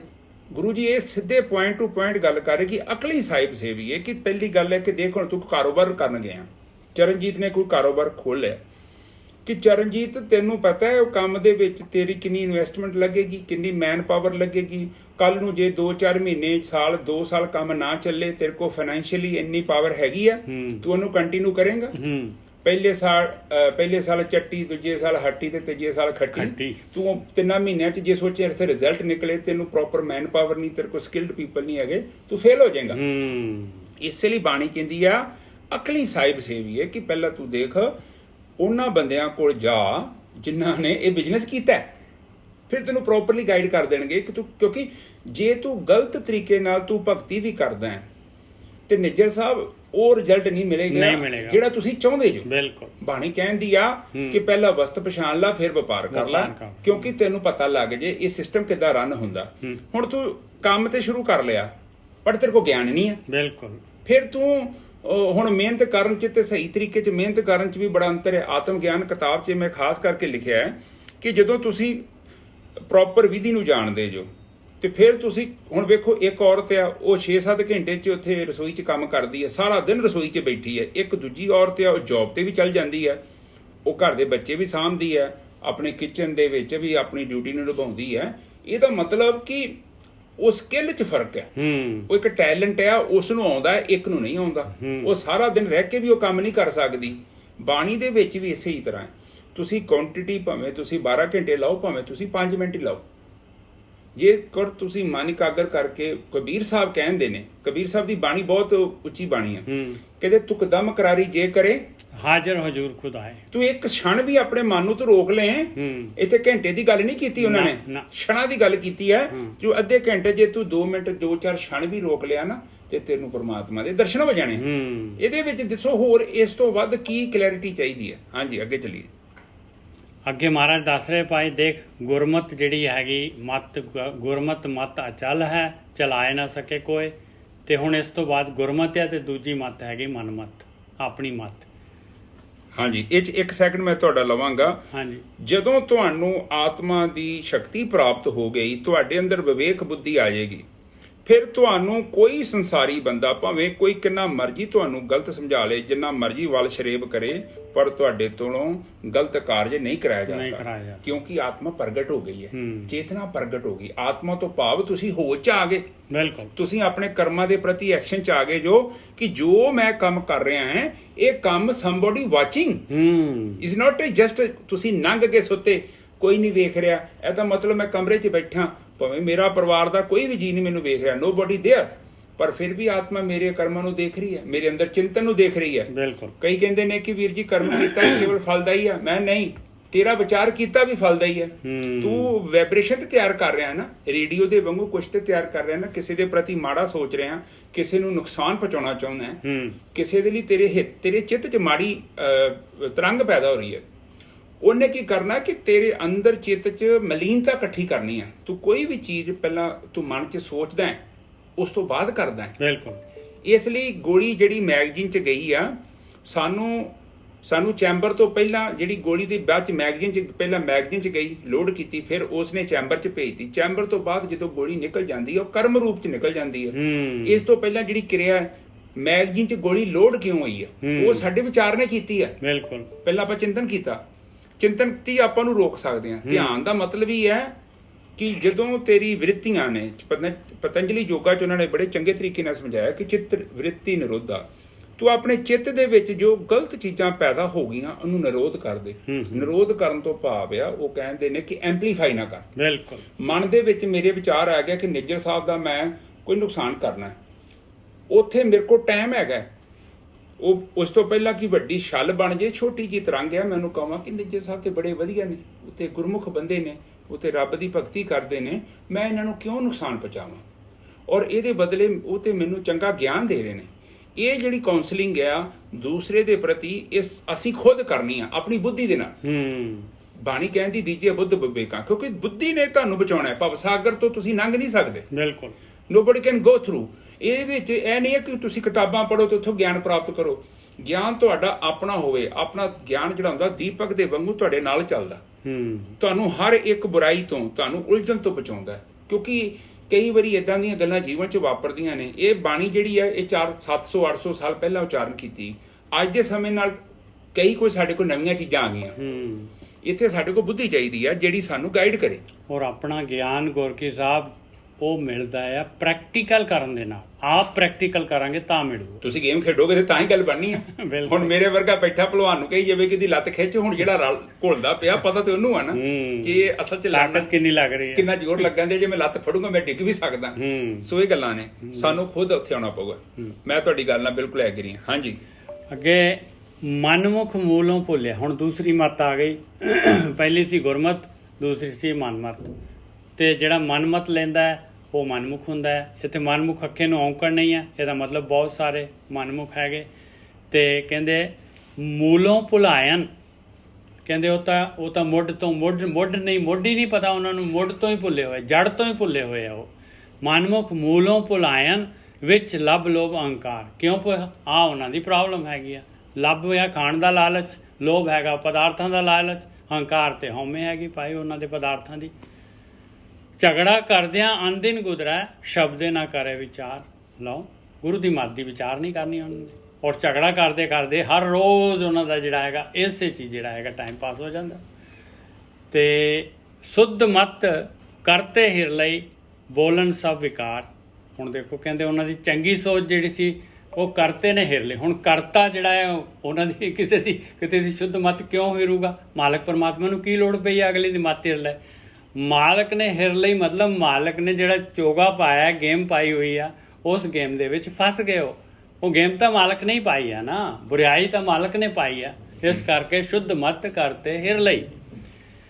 ਤੇ ਬੋਲਣ ਸਭ ਵਿਕਾਰ, ਜੋ ਵੀ ਬੋਲਦੇ ਆ ਉਹ ਉਹਨਾਂ ਦਾ ਜਿਹੜਾ ਪਦਾਰਥਾਂ ਦਾ, ਭੋਗਾਂ ਦਾ ਜਿਹੜਾ ਹੈਗਾ, ਵਿਕਾਰਾਂ ਦਾ ਜਿਹੜਾ ਹੈਗਾ, ਸੁਆਦਾਂ ਦਾ, ਇਹਦੇ ਵਿੱਚ ਇਹੀ ਗੱਲਾਂ ਹੁੰਦੀਆਂ ਉਹਨਾਂ ਦੀਆਂ। ਔਰ ਰੱਜਦੇ ਕਦੀ ਵੀ ਨਹੀਂ ਆ। ਦਿੱਤੇ ਕਿਤੇ ਨਾ ਸੰਤੋਖੀਆਂ, ਅੰਤਰ ਤ੍ਰਿਸ਼ਨਾ ਬਹੁਤ, ਅਗਿਆਨ ਅੰਧਾਰ। ਆ ਦੇਖੋ ਕਹਿੰਦੇ ਕੋਈ ਜਿੰਨਾ ਮਰਜ਼ੀ ਉਹਨਾਂ ਕੋਲ ਆ ਜਾਏ ਸੰਤੋਸ਼ ਨਹੀਂ ਆਏਗਾ। ਔਰ ਕਿਉਂਕਿ ਅੰਦਰ ਤ੍ਰਿਸ਼ਨਾ ਹੈਗੀ, ਤ੍ਰਿਸ਼ਨਾ ਜਿਹੜੀ ਖਿੱਚਿਆ, ਆ ਵੀ ਲੈ ਲਾਂ, ਆ ਵੀ ਲੈ ਲਾਂ, ਆ ਘਟਿਆ ਹੋਰ ਲੈ ਲਾਂ। ਤ੍ਰਿਸ਼ਨਾ ਬਹੁਤ, ਅਗਿਆਨ ਅੰਧਾਰ, ਇੰਨਾ ਅਗਿਆਨਤਾ ਦਾ ਹਨੇਰਾ ਹੈਗਾ ਕਿ ਸੱਚਾ ਰਸਤਾ ਪਤਾ ਨਹੀਂ ਲੱਗਦਾ। ਹੁਣ ਫਿਰ ਕੀ ਕਰੀਏ? ਮਨਮੁਖ ਵੀ ਹੈਗੇ, ਗੁਰਮੁਖ ਵੀ ਹੈਗੇ, ਤੇ ਅਸੀਂ ਕੀ ਕਰੀਏ? ਨਾਨਕ ਮਨਮੁਖਾਂ ਨਾਲੋਂ ਟੁੱਟਿਆ ਭਲੀ, ਜਿੰਨਾ ਮਾਇਆ ਮੋਹ ਪਿਆਰ। ਕਹਿੰਦੇ ਉਹਨਾਂ ਤੋਂ ਥੋੜ੍ਹੀ ਜਿਹੀ ਦੂਰੀ ਬਣਾ ਕੇ ਰੱਖ, ਉਹਨਾਂ ਦੇ ਨਾਲ ਜ਼ਿਆਦਾ ਜੁੜਨਾ। ਉਹਨਾਂ ਦੇ ਨਾਲੋਂ ਜਿਹੜੀ ਹੈ ਟੁੱਟੀ ਹੋਈ ਚੰਗੀ ਹੈ ਵੀ ਜੇ ਤੇਰੀ ਟੁੱਟ ਗਈ ਹੈ ਉਹਨਾਂ ਦੇ ਨਾਲ, ਤੇ ਜਿਨ੍ਹਾਂ ਨੂੰ ਮਾਇਆ ਦੇ ਨਾਲ ਮੋਹ ਹੈਗਾ, ਪਿਆਰ ਹੈਗਾ। ਹਾਂਜੀ ਵੀਰ ਜੀ। ਹੁਣ ਦੇਖੋ ਗੁਰੂ ਜੀ ਫੇਰ ਸਾਨੂੰ ਗਾਈਡ ਕਰ ਰਹੇ ਨੇ। ਉਹ ਕਹਿੰਦੇ ਕਿ ਮਨਮੁਖ ਜਿਹੜਾ ਨਾ ਉਹ ਮੁੱਢ ਤੋਂ ਹੀ ਭੁੱਲਿਆ। ਹਾਂ, ਕਿਉਂ ਭੁੱਲਿਆ? ਹੁਣ ਕਿੱਦਾਂ ਜਸਟੀਫਾਈ ਕਰੀਏ? ਉਹ ਕਹਿੰਦੇ ਉਹਦੇ ਅੰਦਰ ਲੋਭ ਹੈ ਤੇ ਹੰਕਾਰ ਹੈ। ਹਾਂ, ਕਿਉਂਕਿ ਲੋਭ ਹੈ, ਉਹ ਚਾਹੁੰਦਾ ਹੈ ਦੂਸਰੇ ਦਾ ਖੋਲਾਂ, ਔਰ ਨਾਲੇ ਆ ਵੀ ਭੋਗ ਲਾਂ, ਆ ਵੀ ਭੋਗ ਲਾਂ। ਲੱਭ ਵੀ ਹੈਗਾ, ਮੈਂ ਫਿਰ ਉਹ ਭੋਗਣ ਨੂੰ ਵੀ ਭੋਗਣਾ ਚਾਹੁੰਦਾ। ਹਾਂ, ਹੁਣ ਦੇਖੋ ਇੱਥੇ ਰੱਬ ਕਹਿੰਦਾ ਤੇਥੋਂ ਵੱਖ ਨਹੀਂ, ਤੇਰੀ ਵੇਖਣ ਵਾਲੀ ਅੱਖ ਨਹੀਂ। ਜਿਹੜੀ ਚੀਜ਼ ਮੇਰੀ ਨਹੀਂ ਆ, ਅਸਲ 'ਚ ਮੈਂ ਰਾਈਟ ਲੀਗਲੀ ਤੌਰ ਤੇ ਉਹਦਾ ਮਾਲਕ ਨਹੀਂ ਆ, ਉਹ ਚੀਜ਼ ਮੈਂ ਲੈ ਵੀ ਲਈ ਆ। ਔਰ ਬੰਦਾ ਹਮੇਸ਼ਾ ਹੀ ਇੱਦਾਂ ਹੀ ਕਰਦਾ। ਤੁਸੀਂ ਇਹ ਵੇਖੋ ਕਿ ਜਿਹੜੇ ਜਾਨਵਰ ਨੇ ਹਮੇਸ਼ਾ ਆਪੋ ਆਪਣੇ ਆਲਣੇ 'ਚ ਰਹਿੰਦੇ ਨੇ, ਉਹ ਦੂਜੇ ਦੇ ਆਲਣੇ 'ਚ ਇੰਟਰਫੇਰੈਂਸ ਬਹੁਤ ਘੱਟ ਕਰਦੇ ਆ, ਕਿਉਂਕਿ ਉਹਨਾਂ ਨੇ ਆਪਣਾ ਹਿੱਸਾ ਬਣਾਇਆ। ਇਨਸਾਨ ਦੇਖੋ, ਇਨਸਾਨ ਏਡਾ ਖਤਰਨਾਕ ਹੈ, ਕਿਸੇ ਦਾ ਘਰ ਵੀ ਖੋਹ ਲੈਂਦਾ। ਇਹ ਨਹੀਂ ਸੋਚਦਾ ਕਿ ਉਹ ਘਰ ਤੂੰ ਬਣਾਇਆ ਹੀ ਨਹੀਂ, ਨਾ ਉਹ ਤੇਰੀ ਪੈੜੀ, ਪਰ ਤੈਨੂੰ ਪਤਾ ਹੈ ਕਿ ਉਹ ਬੇਈਮਾਨੀ ਹੈ। ਪਰ ਇਨਸਾਨ ਬਾਣੀ ਕਹਿੰਦੀ ਜਾਨਤ ਵੀ ਔਗਣ ਕਰੇ। ਇਹ ਨਹੀਂ ਹੈ ਕਿ ਇਹਨੂੰ ਪਤਾ ਨਹੀਂ ਹੈ। ਹੱਥ ਦੀਪਕ ਕੂਏ ਪੈਰ ਥਰੇ, ਤੈਨੂੰ ਇਹ ਵੀ ਪਤਾ ਹੈ ਕਿ ਤੇਰੇ ਹੱਥ 'ਚ ਦੀਪਕ ਹੈ। ਦੀਪਕ ਕਹਿੰਦਾ ਕਿ ਖੱਡਾ ਹੈਗਾ, ਹਾਂ, ਫਿਰ ਵੀ ਇਹ ਔਗਣ ਦਾ ਖੱਡਾ ਹੈ, ਤੂੰ ਨਾ ਡਿੱਗ। ਪਰ ਉਹ ਕਹਿੰਦਾ ਫਿਰ ਵੀ ਉਹ ਡਿੱਗ ਜਾਂਦਾ। ਉਹ ਜਿਹੜੀ ਬੇਵਕੂਫ ਮੱਛੀ ਦੇ ਵਾਂਗੂ ਉਹ ਜਦੋਂ ਸਵਾਦ ਉਹਦੀ ਜ਼ਬਾਨ ਦੀ ਇੰਦਰੀ ਦੇ ਵਿੱਚ, ਜਦੋਂ ਦੇਖੋ ਆਪਾਂ ਵੀ ਬਾਜ਼ਾਰ ਜਾਂਦੇ ਹਾਂ, ਹੁਣ ਮੈਂ ਇੱਥੋਂ ਲੰਘ ਕੇ ਆਇਆ ਤੇ ਉਹ ਜਿੱਦਾਂ ਦੀ ਉਹਨਾਂ ਨੇ ਮਾਰਕੀਟ ਬਣਾਈ ਆ, ਵੈਰੀ ਵੈਰੀ ਗੁੱਡ। ਉੱਥੇ ਲਾਈਟਾਂ ਸ਼ਾਈਟਾਂ ਲਾਈਆਂ ਨੇ, ਉਹ ਬਹੁਤ ਜ਼ਿਆਦਾ ਡੈਕੋਰੇਸ਼ਨ ਕੀਤੀ ਹੈ। ਇਸੇ ਤਰ੍ਹਾਂ ਪ੍ਰਕਿਰਤੀ ਨੇ ਇੱਕ ਮਾਰਕੀਟ ਬਣਾਈ ਹੈ, ਉਹ ਬੰਦੇ ਨੂੰ ਅਟਰੈਕਟ ਕਰਨ ਵਾਸਤੇ। ਬਿਲਕੁਲ, ਉਹ ਬਾਹਰ ਉਹਨਾਂ ਨੇ ਫੋਟੋਆਂ ਲਾਈਆਂ ਨੇ, ਬੰਦੇ ਨੂੰ ਅਟਰੈਕਟ ਕਰਦੇ ਆ, ਫਿਰ ਬੰਦੇ ਨੂੰ ਉੱਥੇ ਫਸਾਉਂਦੇ ਆ ਕਿ ਆ ਯਾਰ ਸਾਡੇ ਤੋਂ ਕੋਈ ਚੀਜ਼ ਖਾਏਗਾ ਤੇ 200-400 ਸਾਨੂੰ ਵਟਾ ਕੇ ਜਾਏਗਾ। ਇਸੇ ਤਰ੍ਹਾਂ ਪ੍ਰਕਿਰਤੀ ਨੇ ਵੀ ਬੜੇ ਭੋਗ ਪਾਏ ਹੋਏ ਨੇ, ਕਿਉਂਕਿ ਜੀਵ ਨੂੰ ਦੇਖੋ, ਤੁਸੀਂ ਜਦੋਂ ਵੀ ਆਤਮਾ ਦੇ ਕੋਲ ਜਾਣ ਦੀ ਕੋਸ਼ਿਸ਼ ਕੀਤੀ, ਤੁਹਾਨੂੰ ਵਿਚਾਰ ਨੇ ਬਾਹਰ ਲੈ ਆਉਣਾ। ਬਿਲਕੁਲ, ਕਿਉਂਕਿ ਵਿਚਾਰ ਨੇ ਕਹਿਣਾ ਬਈ ਤੂੰ ਕਿੱਥੇ ਚੱਲਿਆ, ਤੂੰ ਛੱਡ ਲਈ ਆਇਆ, ਇਹ ਕਿਹੜੇ ਰਸਤੇ ਤੁਰ ਪਿਆ, ਇਸ ਰਸਤੇ ਤੇ ਤੂੰ ਕਿਤੇ ਗਿਆ ਹੀ ਨਹੀਂ। ਨਿਰਵਿਚਾਰ ਦੀ ਕਿਤੇ ਗੱਲ ਨਹੀਂ ਹੋਈ, ਤੂੰ ਤੇ ਰਾਤ ਨੂੰ ਵੀ ਨਹੀਂ ਸੌਂਦਾ, ਸੁਪਨਿਆਂ ਦਾ ਸੰਸਾਰ ਤਿਆਰ ਕਰ ਲੈਂਦਾ ਹੈ, ਤੇ ਸਾਰਾ ਦਿਨ ਤੂੰ ਕਰਦਾ ਕੁਝ ਹੋ ਰਿਹਾ, ਮਨ ਦੇ ਅੰਦਰ ਚਿੰਤਨ ਕਰੀ ਜਾਂਦੇ ਆ, ਸੋਚੀ ਜਾਂਦੇ ਆ। ਉਸ ਤੋਂ ਬਾਅਦ ਫਿਰ ਜਿਹੜੇ ਅਗਿਆਨੀ ਨੇ ਉਹ ਦੱਸਦੇ ਨੇ ਕਿ ਬਈ ਮਾਲਾ ਫੇਰੀ ਜਾਓ, ਤੂੰ ਕੰਮ ਕਰੇ, ਰੋਟੀ ਪਕਾਉਂਦਾ ਵੈਗਰੂ ਵੈਗਰੂ ਕਹੀ ਜਾ। ਉਸ ਟਾਈਮ ਤੇ ਮਨ ਕਿਤੇ ਘੁੰਮੀ ਜਾਏ। ਨਹੀਂ, ਉਹ ਨਹੀਂ ਸਹੀ, ਇਹ ਨਹੀਂ ਸਹੀ। ਗੁਰੂ ਜੀ ਕਹਿੰਦੇ ਨੇ, ਗੁਰੂ ਜੀ ਨੇ ਨਮਾਜ਼ ਜਦੋਂ ਪੜ੍ਹਨ ਗਿਆ, ਉਹਨੂੰ ਮੁਸਲਮਾਨ ਨੂੰ ਕਿਹਾ ਕਿ ਦੇਖ ਤੇਰਾ ਧਿਆਨ ਜਿਹੜਾ ਤੇਰਾ ਨਮਾਜ਼ 'ਚ ਚਾਹੀਦਾ, ਹੁਣ ਤੂੰ ਨਮਾਜ਼ ਅਦਾ ਕਰਨਾ ਹੈ, ਇਸ ਟਾਈਮ ਤੇ ਦੂਜਾ ਕੰਮ ਨਾ ਕਰ। ਬਿਲਕੁਲ, ਤੇ ਜਦੋਂ ਤੂੰ ਦੂਜਾ ਨਾ ਕੰਮ ਕਰੇਗਾ, ਉਦੋਂ ਨਮਾਜ਼ ਨਾ ਅਦਾ ਕਰਨ ਡੈ ਪਈ, ਕਿਉਂਕਿ ਇਹ ਦੋਨੋਂ ਫਿਰ ਤੇਰੇ ਮਨ ਦੇ ਹਿੱਸੇ ਹੋ ਜਾਣੇ ਆ। ਪਰ ਇਦਾਂ ਨਹੀਂ ਸਿਖਾਇਆ ਗਿਆ ਸਾਨੂੰ ਸ਼ੁਰੂ ਤੋਂ ਹੀ ਗਲਤ ਗਾਈਡ ਕਰ ਦਿੱਤਾ ਕਿ ਤੂੰ ਮਤਲਬ ਵੈਗਰੂ ਵੈਗਰੂ ਕਹੀ ਜਾ, ਪਰ ਉਹਦੇ ਨਾਲ ਫਿਰ ਫਾਇਦਾ ਕੀ ਹੋਇਆ? ਕਈ ਬੰਦੇ ਮੈਂ ਤੁਹਾਨੂੰ ਐਸੇ ਮਿਲਾ ਦੂੰਗਾ ਸਾਰੀ ਜ਼ਿੰਦਗੀ ਉਹਨਾਂ ਨੇ ਇਦਾਂ ਜਪਿਆ, ਪਰ ਉਹ ਕੁਝ ਆਊਟਪੁੱਟ ਨਹੀਂ ਨਿਕਲਿਆ। ਨਾ ਉਹ ਕਾਮ ਕ੍ਰੋਧ ਲੋਭ ਹੰਕਾਰ ਉਸ ਤਰ੍ਹਾਂ ਹੀ ਬਰਕਰਾਰ ਹੈਗੇ, ਕਿਉਂਕਿ ਘਟੇ ਨਹੀਂ ਸਗੋਂ ਵਧੇ, ਕਿਉਂਕਿ ਉਹਨੇ ਮਨ ਨੂੰ ਹੋਰ ਖੰਡਿਤ ਕਰ ਲਿਆ। ਪਰ ਉਹ ਅਧੂਰਾ ਗਿਆਨ ਕਹਿੰਦੇ ਉਹ ਬਹੁਤ ਡੇਂਜਰ ਹੁੰਦਾ, ਜਦੋਂ ਗਿਆਨ ਹੀ ਨਹੀਂ ਪੂਰਾ ਮਿਲਿਆ ਤੇ ਫਿਰ ਅਧੂਰੇ ਦੇ ਗਿਆਨ ਨੇ ਕੀ ਕੀਤਾ ਕਿ ਉਹਨਾਂ ਦੇ ਮਨ ਦੇ ਹੋਰ ਉਹਨਾਂ ਨੂੰ ਦਾਗੀ ਕਰਤਾ। ਬਿਲਕੁਲ। ਪਰ ਉਹ ਆਪਣੇ ਆਪ ਨੂੰ ਪ੍ਰੋਬਲਮ ਤੇ ਹੋ ਗਈ, ਉਹ ਆਪਣੇ ਆਪ ਨੂੰ ਸੁਪੀਰੀਅਰ ਕੰਪਲੈਕਸ ਉਹਨਾਂ ਨੂੰ ਹੋ ਗਿਆ ਕਿ ਮੈਂ ਧਾਰਮਿਕ ਹਾਂ, ਹੋਰ ਉਹਦੀ ਜ਼ਿਆਦਾ ਜਿਹੜੀ ਹਉਮੈ ਆ ਗਈ, ਉਹ ਫਿਰ ਹਉਮੈ ਵੀ ਨਾਲ ਆ ਗਈ। ਆ ਵੇਖੋ, ਇਹ ਦੇਖੋ ਇੱਥੇ ਹੰਕਾਰ ਕਿੱਥੋਂ ਆ ਗਿਆ? ਇਹ ਸਤੋਗੁਣੀ ਹੰਕਾਰ ਆ ਜਾਂਦਾ ਬੰਦੇ ਕੋਲ, ਬਿਲਕੁਲ ਆ ਜਾਂਦਾ, ਔਰ ਬੰਦਾ ਫਿਰ ਉਹਦੇ ਚ ਵੀ ਉਲਝ ਜਾਂਦਾ। ਹੁਣ ਤੁਸੀਂ ਵੇਖੋ ਕਈ ਬੰਦੇ ਹੋਣਗੇ ਉਹ ਕਹਿਣਗੇ ਕਿ ਬਈ ਇਹਨੇ ਨਿਤ ਨੇਮੀ ਆ, ਮੈਂ ਨਿਤ ਹੀ ਇੱਥੇ ਜਾ ਰਿਹਾ, ਕਿੰਨੇ ਸਾਲਾਂ ਤੋਂ ਆ ਰਿਹਾ, ਹਰ ਦਿਨ ਮੈਂ ਨਾਗਾ ਨਹੀਂ ਪਾਉਂਦਾ, ਤੇ ਉੱਥੇ ਫਿਰ ਕੀ ਉਹਨੂੰ ਹੋ ਗਿਆ ਸੂਖਮ ਹਉਮੈ ਆ ਗਈ। ਲੋਕਾਂ ਨੇ ਵੜਿਆ ਦੇਣਾ, ਹਾਂ, ਲੋਕਾਂ ਨੇ ਸਿਰੇ ਪਾ ਦੇਣੇ ਤੁਹਾਡੇ ਗੱਲ 'ਚ ਵੀ ਤੁਸੀਂ ਬਹੁਤ ਧਾਰਮਿਕ ਆ, ਵੇਖੋ ਕਾਸਟਿਊਮ ਕਿੱਡੇ ਵਧੀਆ ਪਾਏ, ਬਿਲਕੁਲ ਤੁਸੀਂ ਥੱਲੇ ਲੱਕੜਾਂ ਦੀ ਚੱਪਲਾਂ ਪਾਈਆਂ, ਤੁਸੀਂ ਜਿੰਨਾ ਆਪਣੇ ਸਰੀਰ ਨੂੰ ਦੁੱਖ ਦਓਗੇ ਲੋਕਾਂ ਨੇ ਉਨਾ ਹੀ ਤੁਹਾਨੂੰ ਉੱਪਰ ਸਮਝ ਲੈਣਾ। ਹੁਣ ਆ ਵੇਖੋ ਕਈ ਬਾਬੇ ਲੱਕ ਤੇ ਉਹ ਡਾਂਗਾ ਹੀ ਮਾਰੀ ਜਾਂਦੇ ਆ, ਕਈ ਨੰਗੇ ਪੈਰੀ ਤੁਰੇ ਫਿਰਦੇ ਆ, ਤੇ ਫਿਰ ਫਿਰ ਉਹਨੂੰ ਹੈ ਤੇ ਉਹਨੂੰ ਦੁੱਖ ਲੋਕਾਂ ਨੂੰ ਪ੍ਰਵਾਹਿਤ ਕਰਨ ਵਾਸਤੇ ਆ, ਪਰ ਉਹਨੂੰ ਫਿਰ ਉਹ ਦੁੱਖ ਵੀ ਝੱਲਣਾ ਚੰਗਾ ਲੱਗਦਾ ਕਿਉਂਕਿ ਇੱਜ਼ਤ ਬੜੀ ਮਿਲ ਰਹੀ ਹੈ, ਤੇ ਇਹ ਫਿਰ ਇਦਾਂ ਦਾ ਸਿਸਟਮ ਚੱਲਦਾ। ਫਿਰ ਅਗਲੇ ਬੰਨੇ ਦੇਖੋ, ਇਹ ਆ ਦੇਖੋ ਕਹਿੰਦੇ ਝਗੜਾ ਕਰਦੇ ਆ ਅਨਦਿਨ ਗੁਜ਼ਰੈ ਸ਼ਬਦ ਨਾ ਕਰੇ ਵਿਚਾਰ। ਹਾਂਜੀ, ਥੋੜਾ ਬੋਲ ਦੋ। ਬਸ ਉਹਨੇ ਕੀ ਕਰਨਾ ਹੈ, ਮਾਇਆ ਦੀ ਖਾਤਰ ਜਿਹੜਾ ਹੈਗਾ ਇਹ ਚੋਗੇ ਦੀ ਖਾਤਰ, ਇਹ ਜੋ ਮਾਲਕ ਨੇ ਜਿਹੜਾ ਪਾਇਆ ਹੋਇਆ ਆ ਇਹ ਪਦਾਰਥ, ਇਹਨਾਂ ਦੀ ਖਾਤਰ ਝਗੜਾ ਕਰੀ ਜਾਣਾ ਉਹਨੇ। ਝਗੜਾ ਕਰਤੇ ਆ ਅਨਦਿਨ ਗੁਜ਼ਰੇ ਸ਼ਬਦ ਨਾ ਕਰੇ ਵਿਚਾਰ, ਸ਼ਬਦ ਦੀ ਵਿਚਾਰ ਹੀ ਨਹੀਂ ਕਰਦਾ, ਗੁਰੂ ਦੀ ਮੱਤ ਕੀ ਕਹਿ ਰਹੀ ਹੈ ਉਹ ਨਹੀਂ, ਕੋਈ ਧਿਆਨ ਸਿਮਰਨ ਵਾਲੀ ਕੋਈ ਵਿਚਾਰ ਨਹੀਂ ਕਰਨੀ ਉਹਨੇ। ਹਾਂ, ਉਹ ਕਹਿੰਦੇ ਆ ਕਿ ਉਲਝਦਾ ਰਹਿੰਦਾ ਲੋਕਾਂ ਦੇ ਨਾਲ, ਲੋਕਾਂ ਨਾਲ ਬਹਿਸ ਵੀ ਕਰਦਾ, ਹਰ ਦਿਨ ਇਸੇ ਤਰ੍ਹਾਂ ਦਾ ਜੀਵਨ ਬਤੀਤ ਕਰਦਾ, ਪਰ ਉਹ ਇਹ ਨਹੀਂ ਵਿਚਾਰ ਕਰਦਾ ਕਿ ਬਾਣੀ ਜਿਹੜੀ ਹੈ ਸ਼ਬਦ ਨਾ ਕਰੇ ਵਿਚਾਰ, ਕਿ ਉਹ ਸ਼ਬਦਾਂ ਦੇ ਵਿੱਚ ਕੀ ਲਿਖਿਆ। ਹੁਣ ਸ਼ਬਦਾਂ ਦੇ ਵਿੱਚ ਬੜੀ ਪਾਵਰ ਹੈ। ਤੁਹਾਡੇ ਕੰਨ 'ਚ ਕੋਈ ਫੂਕ ਮਾਰ ਦੇ, ਤੁਹਾਨੂੰ ਕਹਿ ਦੇ ਕਿ ਤੁਹਾਡਾ ਭਰਾ ਸੀ ਨਾ, ਉਹ ਯਾਰ ਤੁਹਾਡੇ ਲਈ ਬੜਾ ਮਾੜਾ ਬੋਲਣ ਦਿਆ ਸੀ, ਹੁਣ 20-25 ਸਾਲ ਦਾ ਤੁਹਾਡਾ ਰਿਸ਼ਤਾ ਵਾ, ਤੁਹਾਡੇ ਮਨ 'ਚ ਆ ਜਾਣਾ ਵਾ ਯਾਰ ਮੇਰਾ ਭਰਾ, ਤੁਸੀਂ ਇਹ ਨਹੀਂ ਸੋਚਣਾ ਕਿ ਇਹ ਬੰਦਾ ਕਿਤੇ ਗਲਤ ਨਾ ਬੋਲਦਾ ਹੋਵੇ, ਪਰ ਉਸ ਟਾਈਮ ਤੁਹਾਡੇ ਅੰਦਰ ਇੱਕ ਆ ਜਾਣੀ ਹੈ ਕਿ ਇਸ ਬੰਦੇ ਨੇ ਕਹਿੰਦੇ ਚੁੱਕਣਾ ਪੱਥਰ ਪਾੜ ਦਿੰਦੀ ਹੈ। ਬਿਲਕੁਲ। ਔਰ ਉਹ ਚੁੱਕਣਾ ਉਹਨੇ ਮਾਰਤੀ। ਸ਼ਬਦਾਂ ਦੇ ਵਿੱਚ ਨਹੀਂ ਪਾਵਰ ਹੈ। ਇੱਥੇ ਬਾਣੀ ਕਹਿੰਦੀ ਕਿ ਜੇਕਰ ਤੂੰ ਗਲਤ ਸ਼ਬਦਾਂ ਨੂੰ ਸੁਣਦਾ ਤੇ ਤੇਰੇ ਜੀਵਨ 'ਚ ਨਾ ਗੜਬੜੀ ਹੋ ਜਾਏਗੀ, ਤੇ ਜੇ ਤੂੰ ਸਹੀ ਸ਼ਬਦਾਂ ਦਾ ਵਿਚਾਰ ਕਰੇਂਗਾ ਤੇ ਤੇਰੇ ਜੀਵਨ 'ਚ ਨਿਜਰ ਸਭ ਉਚਾਈ ਵੀ ਆ ਸਕਦੀ। ਬਿਲਕੁਲ ਠੀਕ ਹੈ ਜੀ, ਅੱਗੇ ਬੋਲੀਏ। ਹਾਂ, शुद्ध मत करते हिर ਲਈ ਬੋਲਣ ਸਭ ਵਿਕਾਰ। ਕਿਉਂਕਿ ਮਾਲਕ ਨੇ ਚੋਗਾ ਪਾਇਆ, ਇਸ ਕਰਕੇ ਜਿਹੜਾ ਹੈਗਾ ਇਹਦੇ ਚੋਗੇ ਦੇ ਵਿੱਚ ਜਿਹੜੀ ਹੈਗੀ ਆ ਲਵ ਲੋਭ ਅਹੰਕਾਰ ਦੇ ਵਿੱਚ ਜਿਹੜੀ ਹੈ ਉਹਦੀ ਅੱਜ ਵਿਵੇਕ ਬੁੱਧੀ ਤਾਂ ਆਉਂਦੀ ਨਹੀਂ ਆ। ਸ਼ੁੱਧ ਮਤ ਜਿਹੜੀ ਹੈਗੀ ਆ ਉਹ ਸਾਰੀ ਦੀ ਸਾਰੀ ਜੋ ਉਹਦੇ ਕੋਲ ਗੁਣ ਹੁੰਦੇ ਆ ਉਹ ਵੀ ਗਵਾਚ ਜਾਂਦੇ ਆ। ਗੁਣ ਇੰਨੇ ਅਵਗੁਣ ਕਰਦੇ ਅਵਗੁਣਾਂ ਦਾ ਹੀ ਭੰਡਾਰਾ ਹੋ ਜਾਂਦਾ ਹੈ। ਬੋਲਣ ਸਭ ਵਿਕਾਰ ਦਿੱਤੇ ਕਿਤੇ ਨਾ ਸੰਤੋਖੀਆਂ, ਅੰਤਰ ਤ੍ਰਿਸ਼ਨਾ ਬਹੁਤ ਅਗਿਆਨ ਅੰਧਾਰ। ਔਰ ਉਹ ਰੱਜ ਕਿਤੇ ਵੀ ਨਹੀਂ ਆਉਂਦਾ ਪਦਾਰਥਾਂ ਦੇ ਨਾਲ, ਭਾਵੇਂ ਜਿੰਨੀ ਮਰਜ਼ੀ ਜ਼ਮੀਨ ਲੈ ਲੈ, ਜਿੰਨੀ ਮਰਜ਼ੀ ਘਰ ਬਣਾ ਲੈ, ਜੋ ਮਰਜ਼ੀ ਲੈ ਲੈ, ਕਹਿੰਦੇ ਬਸ ਅੰਦਰ ਜਿਹੜੀ ਹੈਗੀ ਹੋਰ ਔਰ ਅਗਿਆਨਤਾ ਹੈਗੀ, ਹਨੇਰਾ ਹੈਗਾ, ਸਹੀ ਰਸਤਾ ਪਤਾ ਨਹੀਂ ਲੱਗਦਾ। ਤੇ ਆਖਰੀ 'ਚ ਕਹਿੰਦੇ ਆ ਬਈ ਐਸੇ ਜਿਹੜੇ ਮਨਮੁਖ ਹੈਗੇ ਆ, ਤੂੰ ਉਹਨਾਂ ਦੇ ਨਾਲ ਪੰਗਾ ਨਾ ਲਈ, ਨਾ ਉਹਨਾਂ ਨੂੰ ਸੁਧਾਰਨ ਦੀ ਕੋਸ਼ਿਸ਼ ਕਰੀ, ਉਹਨਾਂ ਨੂੰ ਨਾਲ ਡਿਸਟੈਂਸ ਬਣਾ ਲਈ। ਨਾਨਕ ਮਨਮੁਖਾਂ ਨਾਲੋਂ ਟੁੱਟਿਆ ਭਲੀ, ਜਿਨ੍ਹਾਂ ਮਾਇਆ ਮੋਹ ਪਿਆਰ, ਜਿਨ੍ਹਾਂ ਦਾ ਪਿਆਰ ਮਾਇਆ ਦੇ ਨਾਲ ਆ, ਉਹਨਾਂ ਨੂੰ ਕਿਤੇ ਸਿੱਖਿਆ ਦੇਣ ਦੀ ਕੋਸ਼ਿਸ਼ ਨਾ ਕਰੀ। ਹਾਂਜੀ ਬਿਲਕੁਲ ਠੀਕ ਹੈ ਜੀ। ਇੱਕ ਚੀਜ਼ ਨੂੰ ਆਪ ਨੋਟ ਕਰੋ, ਬਾਣੀ 'ਚ ਫਿਰ ਉਹਨਾਂ ਕਹਿਤਾ ਕਿ ਜਦੋਂ ਤੁਸੀਂ ਔਗਣਾਂ ਦੇ ਵਿੱਚ ਆਪਣਾ ਸਮਾਂ ਬਰਬਾਦ ਕਰੋਗੇ ਤੇ ਫਿਰ ਕੀ ਹੋਊਗਾ ਕਿ ਤੁਹਾਡੀ ਜਿਹੜੀ ਸ਼ੁੱਧ ਮੱਤ ਆ ਉਹ ਨਸ਼ਟ ਹੋ ਜਾਣੀ ਹੈ। ਕਿਉਂਕਿ ਤੁਸੀਂ ਵਿਕਾਰਾਂ ਦਾ ਸੰਗ ਕਰ ਲਿਆ। ਬਿਲਕੁਲ। ਵਿਕਾਰ ਤੇ ਬੁੱਧੀ ਦਾ ਕੋਈ ਕਨੈਕਸ਼ਨ ਨਹੀਂ ਹੁੰਦਾ। ਵਿਕਾਰ ਕੀ ਕਹਿੰਦਾ ਹੈ? ਬੁੱਧੀ ਤੁਹਾਨੂੰ ਕਹਿੰਦੀ ਹੈ ਕਿ ਜਾਂ ਤੂੰ ਫੜਿਆ ਜਾ ਸਕਦਾ, ਕੋਈ ਕੰਮ ਨਾ ਕਰ। ਬਿਲਕੁਲ। ਤੇ ਬੁੱਧੀ ਕਹਿੰਦੀ ਹੈ ਕੌਣ ਵੇਖਣ ਦਿਆ, ਕੋਈ ਦੇਖਣ ਦਿਆ ਤੈਨੂੰ ਚਰਨਜੀਤ, ਤੂੰ ਕੰਮ ਕਰ ਦੇ। ਪਰ ਤੁਹਾਡੀ ਚੇਤਨਾ ਤੇ ਜ਼ਿੰਮੇਵਾਰ ਹੈ ਨਾ। ਬਿਲਕੁਲ।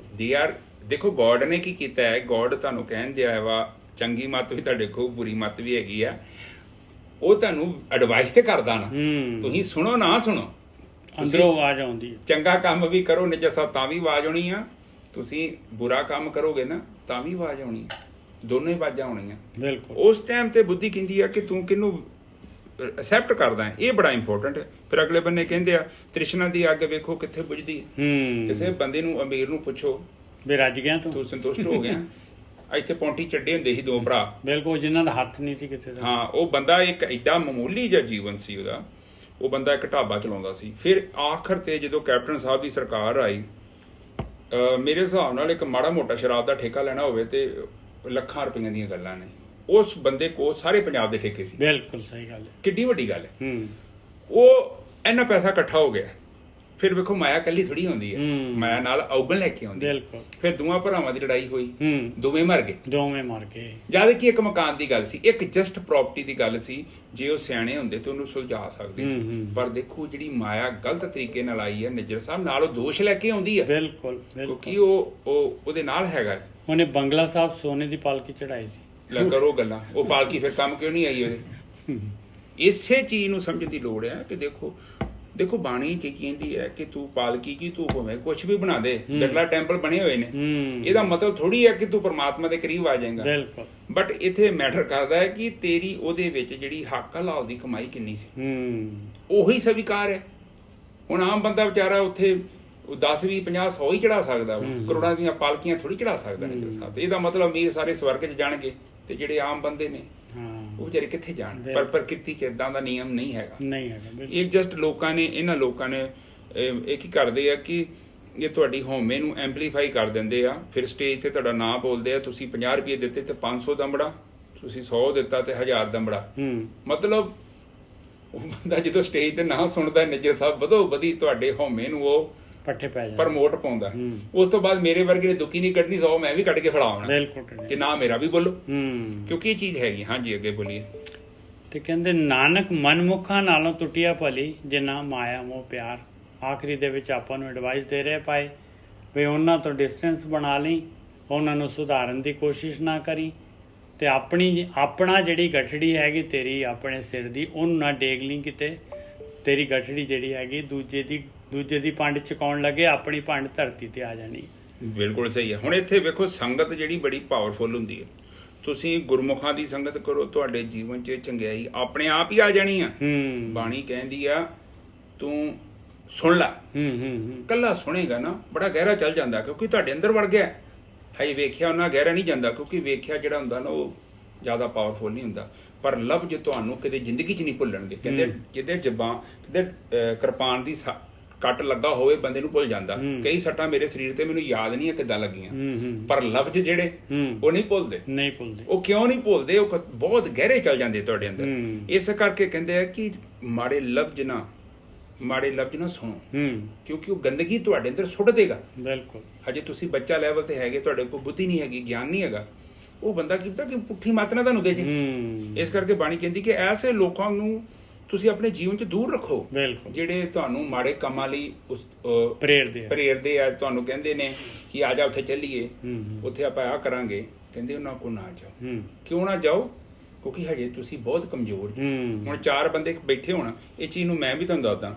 4 ਬੰਦੇ ਕੋਈ ਮਾੜਾ ਕੰਮ ਕਰਦੇ, ਸ਼ਰਾਬ ਪੀਂਦੇ, ਇੱਕ ਬੰਦਾ ਉੱਥੇ ਗਿਆ। ਹੁਣ 4 ਬੰਦੇ ਦੀ ਔਰਾ ਕਿੰਨੀ ਪਾਵਰਫੁਲ ਹੈ। ਨੈਚੁਰਲੀ ਉਹਨੇ 2-4 ਵਾਰੀ ਕਹਿ ਕੇ ਉਹ ਮੇਰਾ ਤੂੰ ਭਰਾ ਵਾ, ਤੂੰ ਮੇਰਾ ਛੋਟਾ ਵਾ, ਉਹਨੇ ਤੇ ਪੀਤੀ ਹੋਈ ਹੈ। ਹੁਣ ਉਹਨਾਂ ਨੂੰ ਇਹ ਫੀਲ ਹੁੰਦਾ ਕਿ ਇਹ ਸੋਫੀ ਕਿਉਂ, ਉਹਨਾਂ ਨੇ ਉਹਨੂੰ ਪਿਆਈ ਦੇਣੀ ਹੈ। ਇਹ ਦੇਖੋ ਸੰਗਤ ਜਿੰਨੀ ਪਾਵਰਫੁਲ ਚੀਜ਼ ਹੁੰਦੀ ਹੈ। ਬਿਲਕੁਲ। ਹਾਂਜੀ, ਤੁਸੀਂ ਸਕਰੀਨ ਟਾਈਮ ਵਧਾ ਵੀ ਸਕਦੇ ਹੋ, ਵੈਸੇ ਕੋਈ ਗੱਲ ਨਹੀਂ, ਦੁਬਾਰਾ ਬਾਰ-ਬਾਰ ਟੱਚ ਕਰਨ ਦੀ ਲੋੜ ਨਹੀਂ। ਕਿਸ ਤਰ੍ਹਾਂ ਨਹੀਂ ਆ ਰਹੇ ਲੋਕੀ? ਅੱਛਾ ਉਹ ਆ, ਠੀਕ। ਹਾਂਜੀ ਅੱਗੇ ਚਲੋ। ਨਹੀਂ, ਸਕਰੀਨ ਟਾਈਮ ਤਾਂ ਇਹਦਾ ਫੁੱਲ ਹੀ ਰਹਿੰਦਾ। ਠੀਕ। ਮਹੱਲਾ ਤੀਜਾ। ਤਿੰਨ ਭਉ ਸੰਸਾ ਕਿਆ ਕਰੇ, ਜਿਨ ਸਤਿਗੁਰ ਸਿਰੇ ਕਰਤਾਰ। ਆ ਲਓ, ਕਹਿੰਦੇ ਉਹਨਾਂ ਨੂੰ ਕਾਹਦਾ ਡਰ ਹੈਗਾ ਤੇ ਉਹਨਾਂ ਨੂੰ ਕਾਹਦਾ ਸ਼ੱਕ ਕਾਹਦਾ ਹੈ? ਮਾਇਆ ਕਿਉਂ ਜਿਹੜਾ ਹੈ ਉਹਨਾਂ ਨੂੰ ਡਗਾ ਸਕਦੀ ਆ?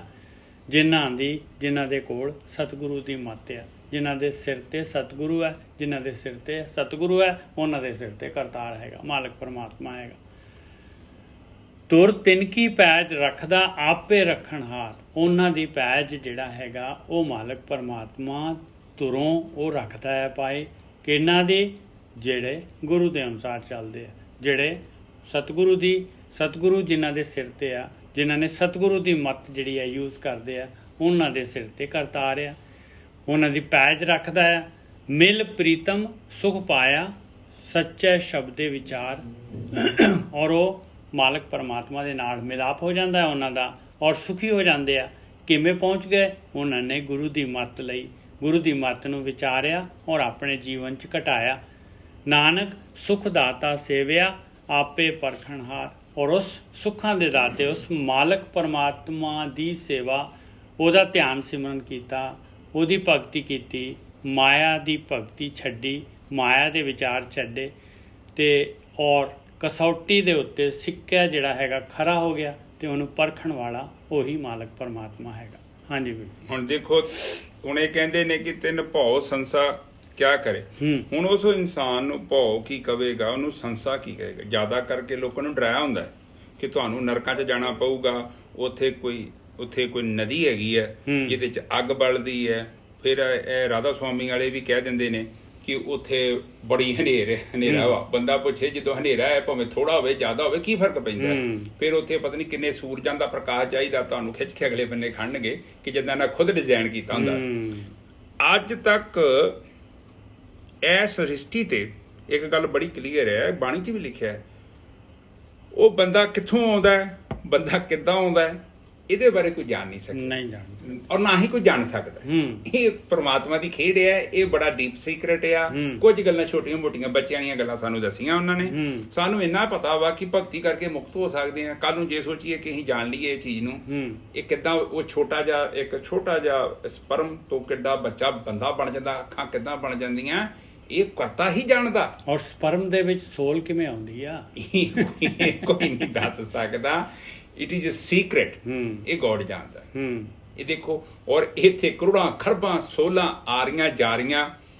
ਬਿਲਕੁਲ, ਵੈਰੀ ਬਿਗ ਪਲਾਨ। ਇੱਥੇ ਆਪਾਂ 4 ਜੀ ਬੈਠੇ ਆ, 5 ਵੀ ਬੈਠੇ ਆ, ਤੇ ਸਾਨੂੰ ਇਹ ਨਹੀਂ ਪਤਾ ਕਿ ਇਹਨਾਂ ਦੇ ਮਨ 'ਚ ਕੀ ਚੱਲਦਾ ਪਿਆ। ਤੇ ਪਰ ਪਰਮੇਸ਼ਰ ਜਿਹੜਾ ਹੈਗਾ ਆ, ਇੱਕੋ ਸਮੇਂ 'ਚ ਸਾਰਿਆਂ ਦੇ ਮਨ, ਸਾਰੇ ਬ੍ਰਹਿਮੰਡ ਦੇ ਅੰਦਰ ਜੋ ਵੀ ਕੁਝ ਹੋ ਰਿਹਾ ਉਹਨੂੰ ਪਤਾ ਹੈ। ਆਪ ਜਸਟ ਸੋਚੋ ਕਿ ਉਹ ਕਿੰਨਾ ਪਾਵਰਫੁਲ ਹੈ। ਉਹਦੇ ਵਿੱਚ ਹੀ ਤਾਂ ਹੋ ਰਿਹਾ ਸਾਰਾ ਕੁਝ। ਉਹਦੇ ਵਿੱਚ ਵੀ ਪਿਆ, ਪਰ ਆਪਾਂ ਇੱਕ ਟਾਈਮ ਤੇ ਇੱਕ ਕੰਮ ਕਰ ਸਕਦੇ ਹਾਂ। ਪਰ ਆਪ ਜਸਟ ਸੋਚੋ ਕਿ ਇਸ ਜਿੰਨੀ ਵੀ ਦੁਨੀਆ ਤੇ ਕੀੜੀ ਹੈ ਉਹਨੂੰ ਪਤਾ ਹੈ। ਆਪ ਜਸਟ ਸੋਚੋ ਕਿ ਉਹ ਕਿਹੜੀ ਪਾਵਰ ਹੈ। ਤੇ ਇਹ ਜੇ ਉਹਨੂੰ ਕੀੜੀ ਦਾ ਪਤਾ ਹੈ ਤੇ ਕੀੜੀ ਦਾ ਰਿਜ਼ਕ ਉਹਨੂੰ ਮਿਲ ਰਿਹਾ। ਬਿਲਕੁਲ ਮਿਲ ਰਿਹਾ। ਆਪ ਕਿਸੇ ਕੀੜੇ ਨੂੰ ਪੁੱਛੋ, ਵਿੰਗੇ ਟੇਡੇ ਜਿਨ੍ਹਾਂ ਦੇ ਹੱਥ ਪੈਰ ਬਰਾਬਰ ਨਹੀਂ, ਉਹਨੂੰ ਪੁੱਛੋ ਕਿ ਤੂੰ ਬੜਾ ਦੁਖੀ ਆ, ਉਹ ਕਹਿੰਦਾ ਆਈ ਐਮ ਵੈਰੀ ਕੰਫਰਟੇਬਲ।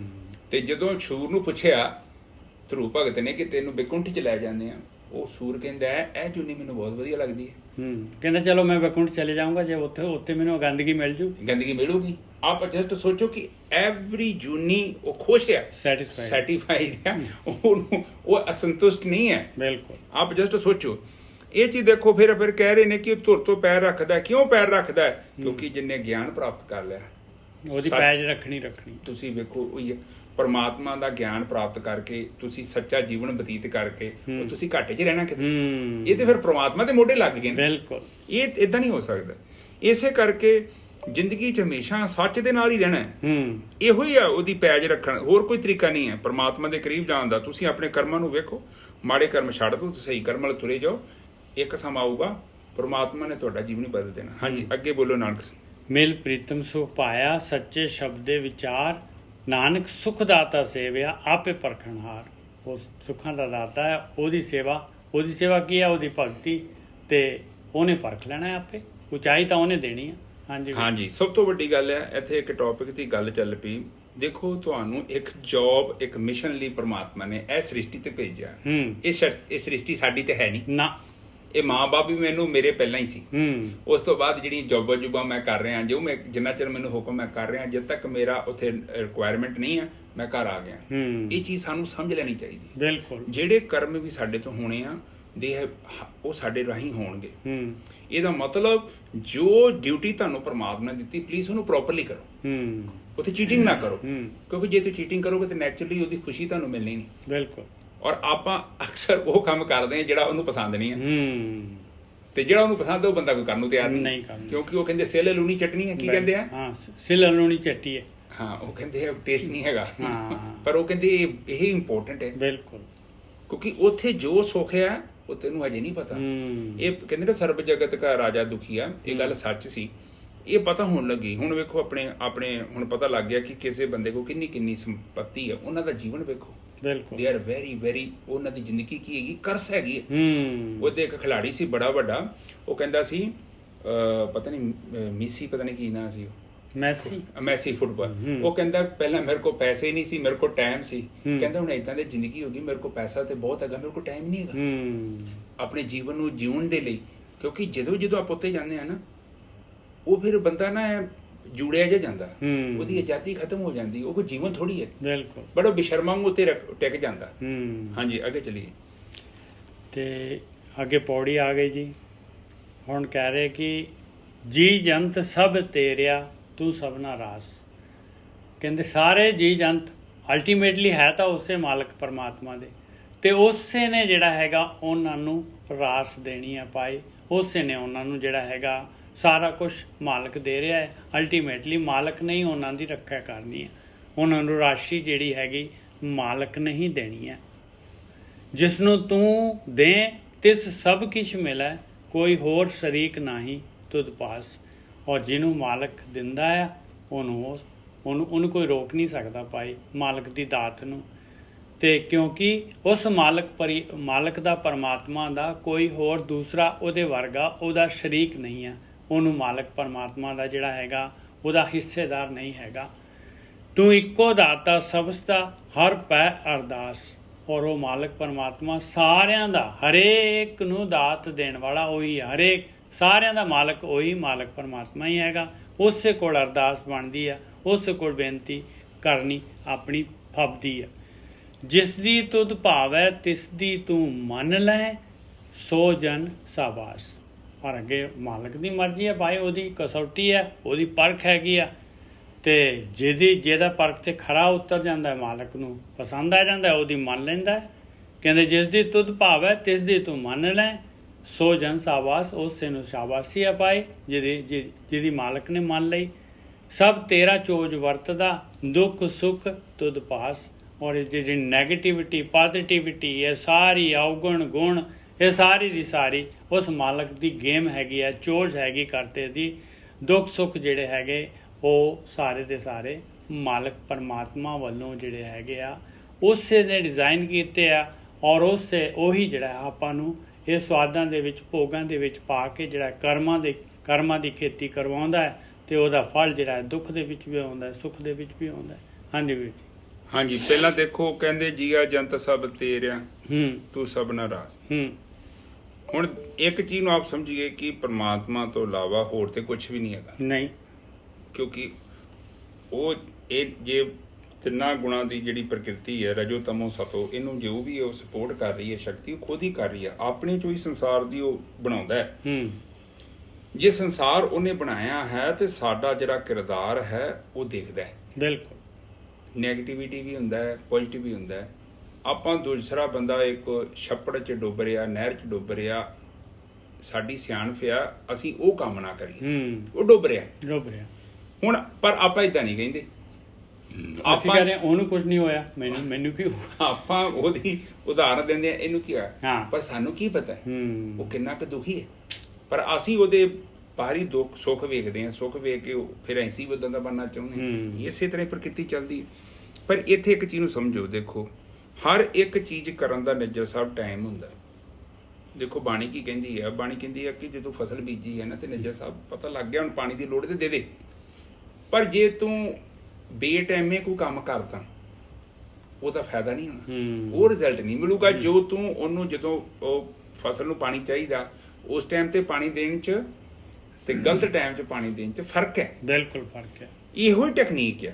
ਭਗਤੀ ਕਹਿੰਦੀ ਆ ਕਿ ਸਭ ਤੋਂ ਪਹਿਲਾਂ ਕਿ ਤੈਨੂੰ ਗਿਆਨ ਹੋਵੇ ਕਿ ਤੂੰ ਕਿਦੋਂ ਕੀ ਕਰਨਾ।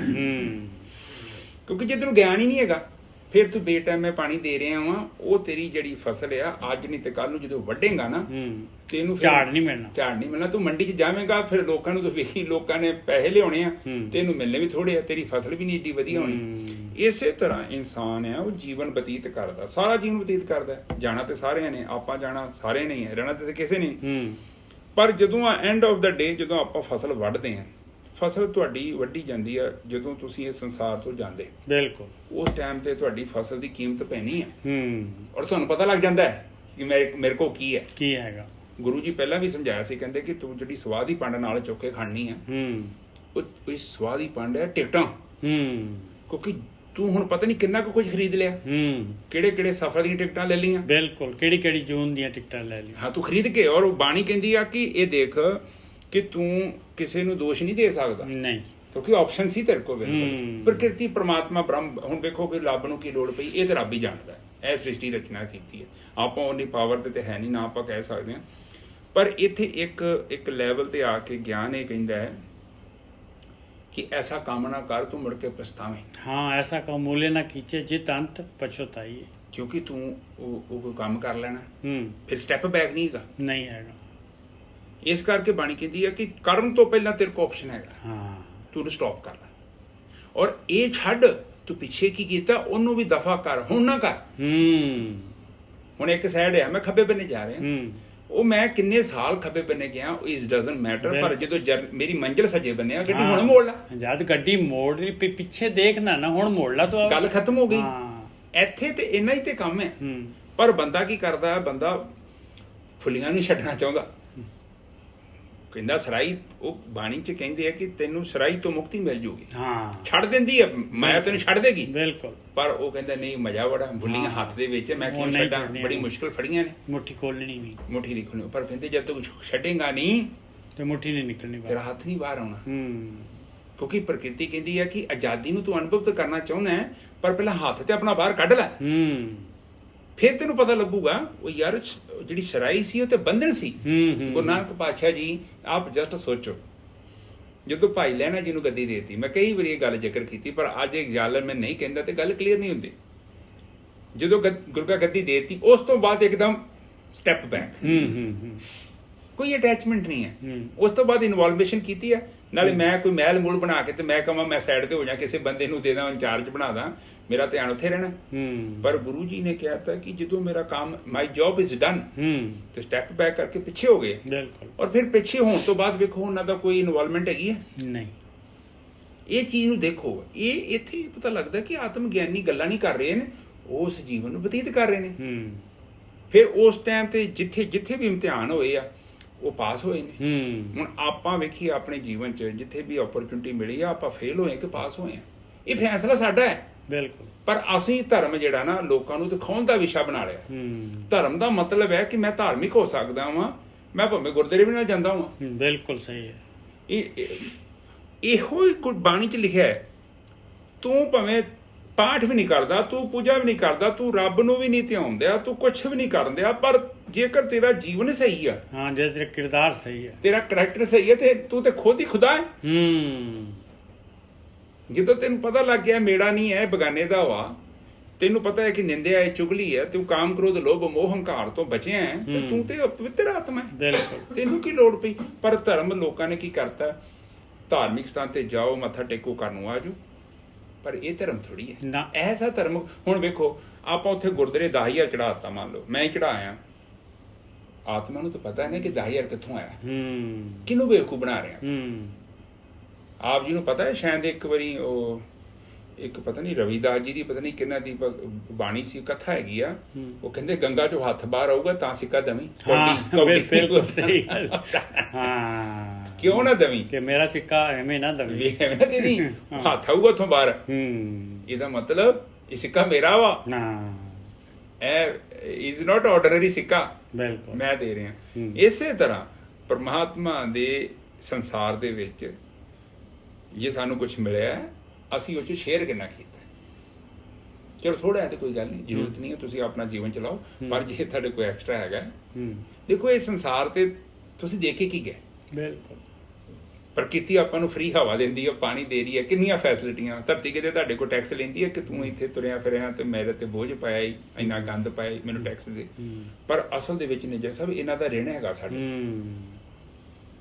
ਆਪਾਂ ਸੰਸਾਰ ਦੇ ਤੌਰ ਤੇ ਰਹਿ ਰਹੇ ਨੇ, ਜਿੱਦਾਂ ਆਪਾਂ ਤੁਸੀਂ ਸਰਾਂ 'ਚ ਰਹਿ ਰਹੇ ਜੋ, ਤੁਸੀਂ ਇਹਦਾ ਪੇ ਕਰਨਾ ਹੈ। ਇਹ ਏਸੀ ਦੀ ਸਹੂਲਤ, ਇਹ ਲਾਈਟ ਜੋ ਵੀ ਤੁਸੀਂ ਯੂਜ਼ ਕਰੋਗੇ, ਯੂ ਹੈਵ ਟੂ ਪੇ, ਤੁਸੀਂ ਪੇ ਕੀਤਾ। ਇਸੇ ਤਰ੍ਹਾਂ ਪ੍ਰਕਿਰਤੀ 'ਚ ਜਦੋਂ ਆਪਾਂ ਆਉਂਦੇ ਹਾਂ, ਕਿਉਂਕਿ ਇਹਨੇ ਸਾਨੂੰ ਜਗ੍ਹਾ ਦਿੱਤੀ, ਸ਼ੈਲਟਰ ਦਿੱਤਾ, ਔਰ ਉਸ ਦੇ ਵਿੱਚ ਪੇ ਕਰਨ ਦਾ ਮਤਲਬ ਹੈ ਕਿ ਅਸੀਂ ਜੋ ਵੀ ਖੱਟਾਂਗੇ ਉਹ 'ਚੋਂ ਕੁਝ ਹਿੱਸਾ ਨੂੰ ਦੇਵਾਂਗੇ। ਕਿਹਨੂੰ ਦੇਵਾਂਗੇ? ਰੱਬ ਤੇ ਕਿਤੇ ਬੈਠਾ ਨਹੀਂ ਆ, ਹੂੰ। ਪਰ ਰੱਬ ਦੇ ਬਣਾਏ ਹੋਏ ਜਿੱਥੇ ਲੋੜਵੰਦ ਲੋਕ ਹੈਗੇ ਨੇ ਉਹਨਾਂ ਨੂੰ ਦੇਣਾ ਸਾਡਾ ਫਰਜ਼ ਬਣਦਾ ਹੈ। ਕਿਉਂ ਦੇਣਾ ਫਰਜ਼ ਬਣਦਾ? ਦੈਟ ਇਜ਼ ਦ ਓਨਲੀ ਵੇ।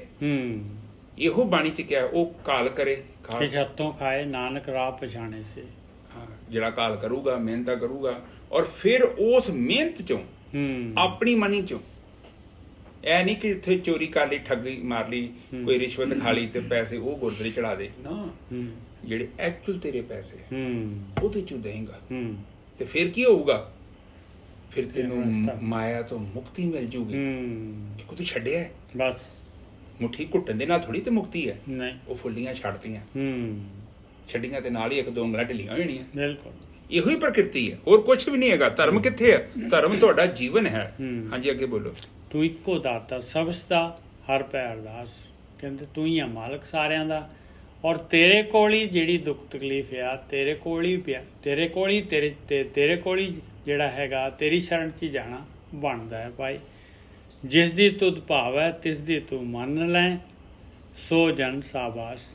ਔਰ ਮਾਲਕ ਪਰਮਾਤਮਾ ਦੀ ਕਸੌਟੀ ਆ, ਉਸ ਦੀ ਗੇਮ ਆ, ਉਹਨੇ ਪਰਖਣਾ ਹੈਗਾ। ਜਿਹਨੂੰ ਮਾਲਕ ਨੇ ਉਚਾਈ ਬਖਸ਼ ਦਿੱਤੀ, ਜਿਹਨੂੰ ਮਾਲਕ ਨੇ ਜਿਹੜਾ ਹੈਗਾ, ਜਿਸ ਦੀ ਮਾਲਕ ਨੇ ਜਿਹੜੀ ਹੈਗੀ ਜਿਸ ਤੇ ਖੁਸ਼ ਹੋ ਗਿਆ, ਉਸ ਨੂੰ ਸ਼ਾਬਾਸ਼ੀ ਹੈ ਮਾਲਕ ਪਰਮਾਤਮਾ ਦੀ।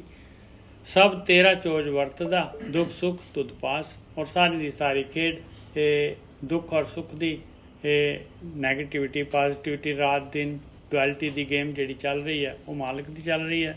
ਦੋਨੋਂ ਪਾਸੇ ਮਾਲਕ ਦੇ ਹੈਗੇ ਭਾਈ। ਔਰ ਦੁੱਖ ਸੁੱਖ ਜਿਹੜੇ ਹੈਗੇ ਉਹ ਮਾਲਕ ਵੱਲੋਂ ਹੀ ਜਿਹੜੇ ਹੈਗੇ ਡਿਜ਼ਾਈਨ ਕੀਤੇ ਆ, ਔਰ ਕਰਮਾਂ ਦੇ ਰੂਪ ਦੇ ਵਿੱਚ ਆਪਾਂ ਨੂੰ ਮਿਲ ਰਹੇ। ਹਾਂਜੀ, ਹੁਣ ਕਹਿੰਦੇ ਨੇ ਕਿ ਲਾਸਟ ਤੇ ਬੋਲ ਰਹੇ ਨੇ, ਸਭ ਤੇਰਾ ਚੋਜ ਵਰਤਦਾ, ਦੁੱਖ ਸੁੱਖ ਤੁਧ ਪਾਸ। ਹੁਣ ਦੁੱਖ ਤੇ ਸੁੱਖ ਦੋ ਚੀਜ਼ਾਂ ਨੇ।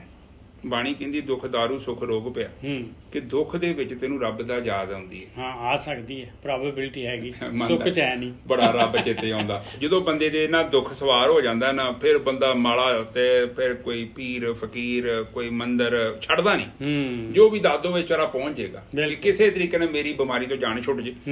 ਤੇ ਸੁੱਖ ਦੇ ਵਿੱਚ ਕੀ ਹੁੰਦਾ? ਬੰਦਾ ਰੱਬ ਨੂੰ ਭੁੱਲ ਜਾਂਦਾ। ਰੱਬ ਨੂੰ ਕੀ ਲੋਕ, ਬੰਦਾ ਆਪਣੇ ਆਪ ਨੂੰ ਹੀ ਭੁੱਲ ਜਾਂਦਾ। ਪਰ ਬਾਣੀ ਕਹਿੰਦੀ ਆ ਕਿ ਦੇਖ, ਇੱਕ ਚੀਜ਼ ਨੂੰ ਸਮਝ ਕਿ ਜਿਹੜਾ ਦਾਤਾ ਹੈ ਉਹ ਇੱਕੋ ਹੀ ਹੈ। ਤੂੰ ਕਿਉਂ ਪੱਥਰਾਂ ਦੇ ਪਿੱਛੇ ਭਟਕਦਾ ਫਿਰਦਾ ਹੈ? ਕਿਉਂ ਫੋਟੋਆਂ ਦੇ ਪਿੱਛੇ ਭਟਕ ਰਿਹਾ? ਦੇਖੋ, ਪਰਮਾਤਮਾ ਹਮੇਸ਼ਾ ਹੀ ਇਹਨਾਂ ਲੋਕਾਂ ਨੇ ਮੰਦਿਰਾਂ 'ਚ, ਗੁਰਦੁਆਰਿਆਂ 'ਚ, ਤੀਰਥ ਸਥਾਨਾਂ ਤੇ ਕਿਹਾ ਹੈ ਕਿ ਇੱਥੇ ਹੈਗਾ, ਪਰ ਉਹ ਬਾਣੀ ਕਹਿੰਦੀ ਆ ਉੱਥੇ ਕੀ ਹੈ? ਪੱਥਰ ਹੈ, ਪਾਣੀ ਹੈ, ਕੀ ਹੈਗਾ? ਕਿਉਂਕਿ ਪਰਮਾਤਮਾ ਨਹੀਂ ਚਾਹੁੰਦਾ ਕਿ ਤੂੰ ਗੁਰਦੁਆਰੇ 2 ਮਿੰਟ ਆ ਕੇ ਧਾਰਮਿਕ ਬਣ ਜਾ।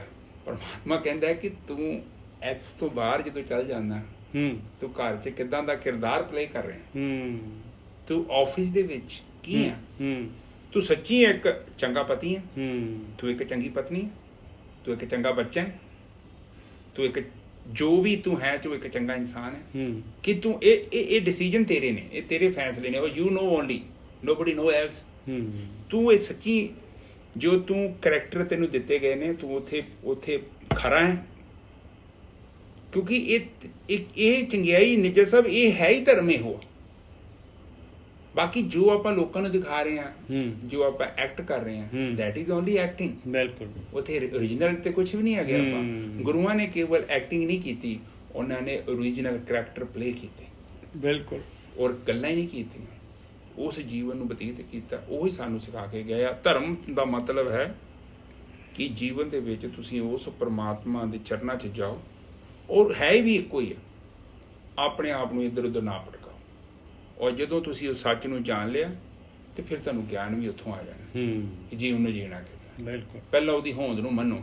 ਪਰ ਇਸ ਸੰਸਾਰ ਦੇ ਉੱਤੇ ਮਾਇਆ ਇੰਨੀ ਪਾਵਰਫੁਲ ਹੈ, ਇਨਸਾਨ ਨਹੀਂ ਮੰਨ ਸਕਦਾ, ਕਿਉਂਕਿ ਮਾਇਆ ਉਹਦੀ ਹੈ। ਕੋਈ ਇੱਕ ਬੰਦੇ ਨੇ ਗੇਮ ਨਹੀਂ ਪਾਈ। ਸਵਾਲ ਆਪ ਸਮਝਣ ਦੀ ਕੋਸ਼ਿਸ਼ ਕਰੋ, ਕਿਸੇ ਬੰਦੇ ਦਾ ਸਵਾਲ ਨਹੀਂ ਹੈ, ਕਿਸੇ ਬੰਦੇ ਦੀ ਪਹੇਲੀ ਨਹੀਂ ਹੈ, ਇਹ ਪਰਮਾਤਮਾ ਦੀ ਪਹੇਲੀ। ਬਿਲਕੁਲ, ਇੱਥੋਂ ਨਿਕਲ ਜਾਣਾ, ਉਸ ਪਰਮ ਨੂੰ, ਸੱਚ ਨੂੰ ਜਾਣ ਲੈਣਾ, ਸਦਾ ਲਈ ਉਹਦੇ 'ਚ ਲੀਨ ਹੋ ਜਾਣਾ, ਇਹ ਬਹੁਤ ਵੱਡੀ ਗੱਲ ਹੈ।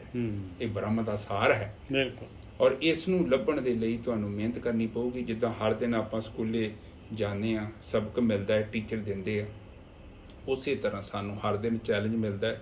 ਤੁਸੀਂ ਰਾਤ ਨੂੰ ਸੌਂ ਜਾਂਦੇ, ਸਵੇਰੇ ਉੱਠਦੇ, ਕੋਸ਼ਿਸ਼ ਕਰੋ ਹਰ ਦਿਨ ਕੁਛ ਨਾ ਕੁਛ ਇਕੱਠਾ ਕਰੋ, ਕੁਛ ਇਸ ਤਰ੍ਹਾਂ ਦਾ ਜੀਵਨ ਬਤੀਤ ਕਰੋ। ਆਟੋਮੈਟਿਕਲੀ ਜਿੱਦਾਂ ਆਪਾਂ ਪਾਣੀ 'ਚ ਤੈਰਦੇ ਹਾਂ ਨਾ, ਤੇ ਨਜ਼ਰ ਸਾਹਿਬ ਹੱਥ ਮਾਰੀ ਦੀ ਤਾਂ ਆਪਾਂ ਅੱਗੇ ਤੁਰ ਪਏ। ਜਦੋਂ ਆਪਾਂ ਤੁਰਨਾ ਸ਼ੁਰੂ ਕੀਤਾ ਤੇ ਪ੍ਰਕਿਰਤੀ ਨੇ ਜਿਹੜਾ, ਇਹੋ ਪ੍ਰਕਿਰਤੀ ਹੈ, ਇਹ ਪ੍ਰਕਿਰਤੀ ਦੇਖੋ ਇੱਕ ਤਰਫ ਸੰਸਾਰ ਦੇ ਨਾਲ ਜੋੜਦੀ ਹੈ, ਇਹੋ ਹੀ ਪ੍ਰਕਿਰਤੀ ਫਿਰ ਤੁਹਾਨੂੰ ਮੁਕਤ ਕਰ ਦਿੰਦੀ। ਇਹ ਤੁਹਾਨੂੰ ਦੇਖੋ, ਪਾਣੀ ਤੁਹਾਡੇ ਜੀਵਨ 'ਚ ਰੁਕਾਵਟ ਨਹੀਂ ਹੈਗੀ। ਪਾਣੀ ਤੇ ਕਹਿੰਦਾ ਤੈਰਨਾ ਸਿੱਖ ਲੈ, ਤੇ ਤੂੰ ਲੰਘ ਜਾ। ਬਸ ਡੁੱਬਦਾ ਕਿਹੜਾ ਜਿਹਨੂੰ ਤੈਰਨਾ ਨਹੀਂ। ਪਾਣੀ ਹਮੇਸ਼ਾ ਸਾਡੀ ਹੈਲਪ ਹੀ ਕਰਨਾ ਚਾਹੁੰਦਾ ਹੈ। ਉਹ ਕਹਿੰਦਾ ਤੂੰ ਟੈਕਨੀਕ ਸਿੱਖ ਲੈ, ਤੂੰ ਭਵ ਸਾਗਰ ਤੋਂ ਅੱਗੇ ਲੰਘ ਜਾ। ਜੇ ਤੈਨੂੰ ਤੈਰਨਾ ਨਹੀਂ ਆਉਂਦਾ ਤਾਂ ਤੂੰ ਪਾਣੀ 'ਚ ਪੈਰ ਰੱਖਿਆ, ਤੂੰ ਗਾਂ ਨਹੀਂ ਜਾ ਸਕਦਾ, ਬਿਲਕੁਲ ਉੱਥੇ ਹੀ ਰਹਿ ਜਾਣਾ। ਤੇ ਜਿੰਨਾ ਜ਼ਿਆਦਾ ਵਜਨ ਤੇਰੇ ਕੋਲ ਆ, ਓਨਾ ਹੀ ਡੁੱਬੇਗਾ, ਉਹਨਾਂ ਤੋਂ ਥੱਲੇ ਚੱਲ ਜਾਣਾ। ਇਹ ਸਾਡੀ ਮਰਜ਼ੀ ਆ। ਅੱਜ ਦੀ ਵਿਚਾਰ ਹਾਂਜੀ ਬਿਲਕੁਲ ਠੀਕ ਹੈ ਜੀ, ਬਿਲਕੁਲ ਠੀਕ ਹੈ। ਤੇ ਇੱਥੇ ਸਮਾਪਤ ਹੋ ਗਈ। ਸੋ ਅੱਜ ਦੀਆਂ ਜੋ ਗੱਲਾਂ ਵਿਚਾਰ ਕੀਤੀਆਂ ਨੇ, ਆਪਾਂ ਬਾਣੀ ਕਹਿੰਦੀ ਹੈ ਕਿ ਤੂੰ ਆਪਣੇ ਜੀਵਨ ਤੇ ਨਜ਼ਰ ਮਾਰ। ਜੇ ਤੂੰ ਜੀਵਨ ਨੂੰ ਸਹੀ ਤਰੀਕੇ ਨਾਲ ਜੀਣਾ ਚਾਹੁੰਦਾ ਹੈ ਨਾ, ਤੇ ਤੈਨੂੰ ਆਪਣੇ ਜੀਵਨ ਦੇ ਵੱਲ ਵੇਖਣ ਦੀ ਲੋੜ ਹੈ, ਕਿਉਂਕਿ ਇਹਦੇ ਵਿੱਚ ਕਿਸੇ ਦੂਜੇ ਨੂੰ ਤੂੰ ਬੇਵਕੂਫ ਨਹੀਂ ਬਣਾ ਰਿਹਾ, ਤੂੰ ਆਪਣੇ ਆਪ ਨੂੰ ਬੇਵਕੂਫ ਬਣਾ ਰਿਹਾ। और बाणी कहती है ऐसे कर हम बहुत बसाए कि मैं जब हम गर्भ जून में जब हम राम गर्भ होया है, हाँ जो मैं इत्थे पैदा होया, मैं इदां दे घर बड़े विशाल बसाए ने, पर मैं हुण भी वो जिम्मेवारियां निभावांगा, बट अपने लिए भी काम करांगा। बिल्कुल जिथे मैं हमेशा अपने आप नूं इग्नोर करदा आया, मैं हमेशा ही लोकां दा ख्याल कीता, मैं अपने आप नूं ते इग्नोर ही कर छड्डिया, अपने आप नूं भुल लिया।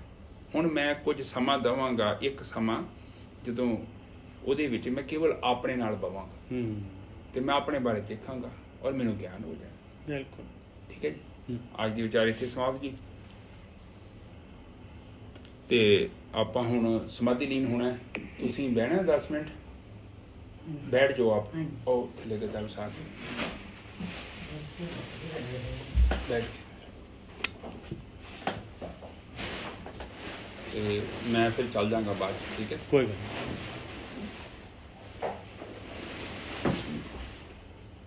ਇੱਕ ਓਮਕਾਰ ਸਤਨਾਮ ਕਰਤਾ ਪੁਰਖ ਨਿਰਭਉ ਨਿਰਵੈਰ ਅਕਾਲ ਮੂਰਤ ਅਜੂਨੀ ਸੈਭੰ ਗੁਰ ਪ੍ਰਸਾਦ।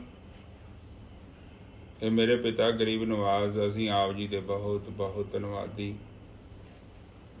ਇਸ ਭਵ ਸਾਗਰ ਤੋਂ ਪਾਰ ਲੰਘਣ ਲਈ ਆਪ ਹਰ ਦਿਨ ਸਾਨੂੰ ਗਿਆਨ ਦਿੰਦੇ, ਆਪਣਾ ਚਰਨਾਂ ਦੀ ਸ਼ੋਅ ਪ੍ਰਾਪਤ ਕਰਾਉਂਦੇ। ਅਸੀਂ ਆਪ ਜੀ ਦਾ ਦੇਣਾ ਨਹੀਂ ਦੇ ਸਕਦੇ। ਅਸੀਂ ਸ਼ੁਕਰ ਕਰਦੇ ਹਾਂ ਇਸ ਮਾਇਆ ਦੇ ਸੰਸਾਰ ਦੇ ਵਿੱਚ ਵੀ ਅਸੀਂ ਕੁਝ ਪਲ ਆਪਣੇ ਜੀਵਨ ਦੇ ਕੱਢ ਕੇ ਤੁਹਾਡੀ ਬਾਣੀ ਸਰਵਣ ਕਰਦੇ ਹਾਂ, ਤੁਹਾਡਾ ਗਿਆਨ ਵਿਚਾਰ ਕਰਦੇ ਹਾਂ। ਤੁਸੀਂ ਸਾਨੂੰ ਸੱਚ ਤੇ ਚੱਲਣ ਦੀ ਹਿੰਮਤ ਬਖਸ਼ੋ। ਇਹ ਕੰਮ ਔਖਾ ਹੈ, ਸਾਡੇ ਵੱਸ ਦੀ ਗੱਲ ਨਹੀਂ। ਅਸੀਂ ਹਮੇਸ਼ਾ ਹੀ ਤੁਹਾਡਾ ਆਸ਼ੀਰਵਾਦ ਚਾਹੁੰਦੇ ਹਾਂ ਤਾਂ ਜੋ ਇਸ ਇਮਤਿਹਾਨ 'ਚੋਂ ਅਸੀਂ ਪਾਸ ਹੋ ਜਾਈਏ। ਸਾਡੀ ਇਹੋ ਹੀ ਮਨਸ਼ਾ।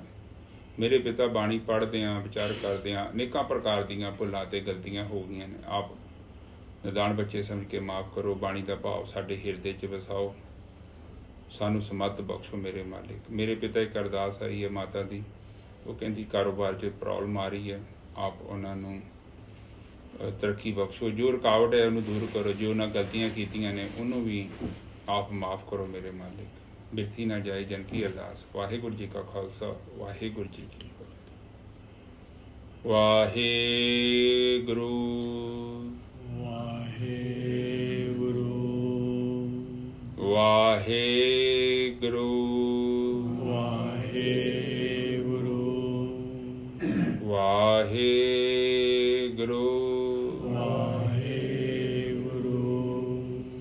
ਵਾਹਿਗੁਰੂ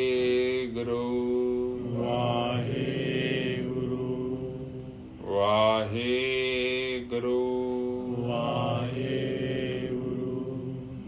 ਵਾਹਿਗੁਰੂ ਵਾਹਿਗੁਰੂ ਵਾਹਿਗੁਰੂ ਵਾਹਿਗੁਰੂ ਵਾਹਿਗੁਰੂ ਵਾਹਿਗੁਰੂ ਵਾਹਿਗੁਰੂ ਵਾਹਿਗੁਰੂ ਵਾਹਿਗੁਰੂ ਵਾਹਿਗੁਰੂ ਵਾਹਿਗੁਰੂ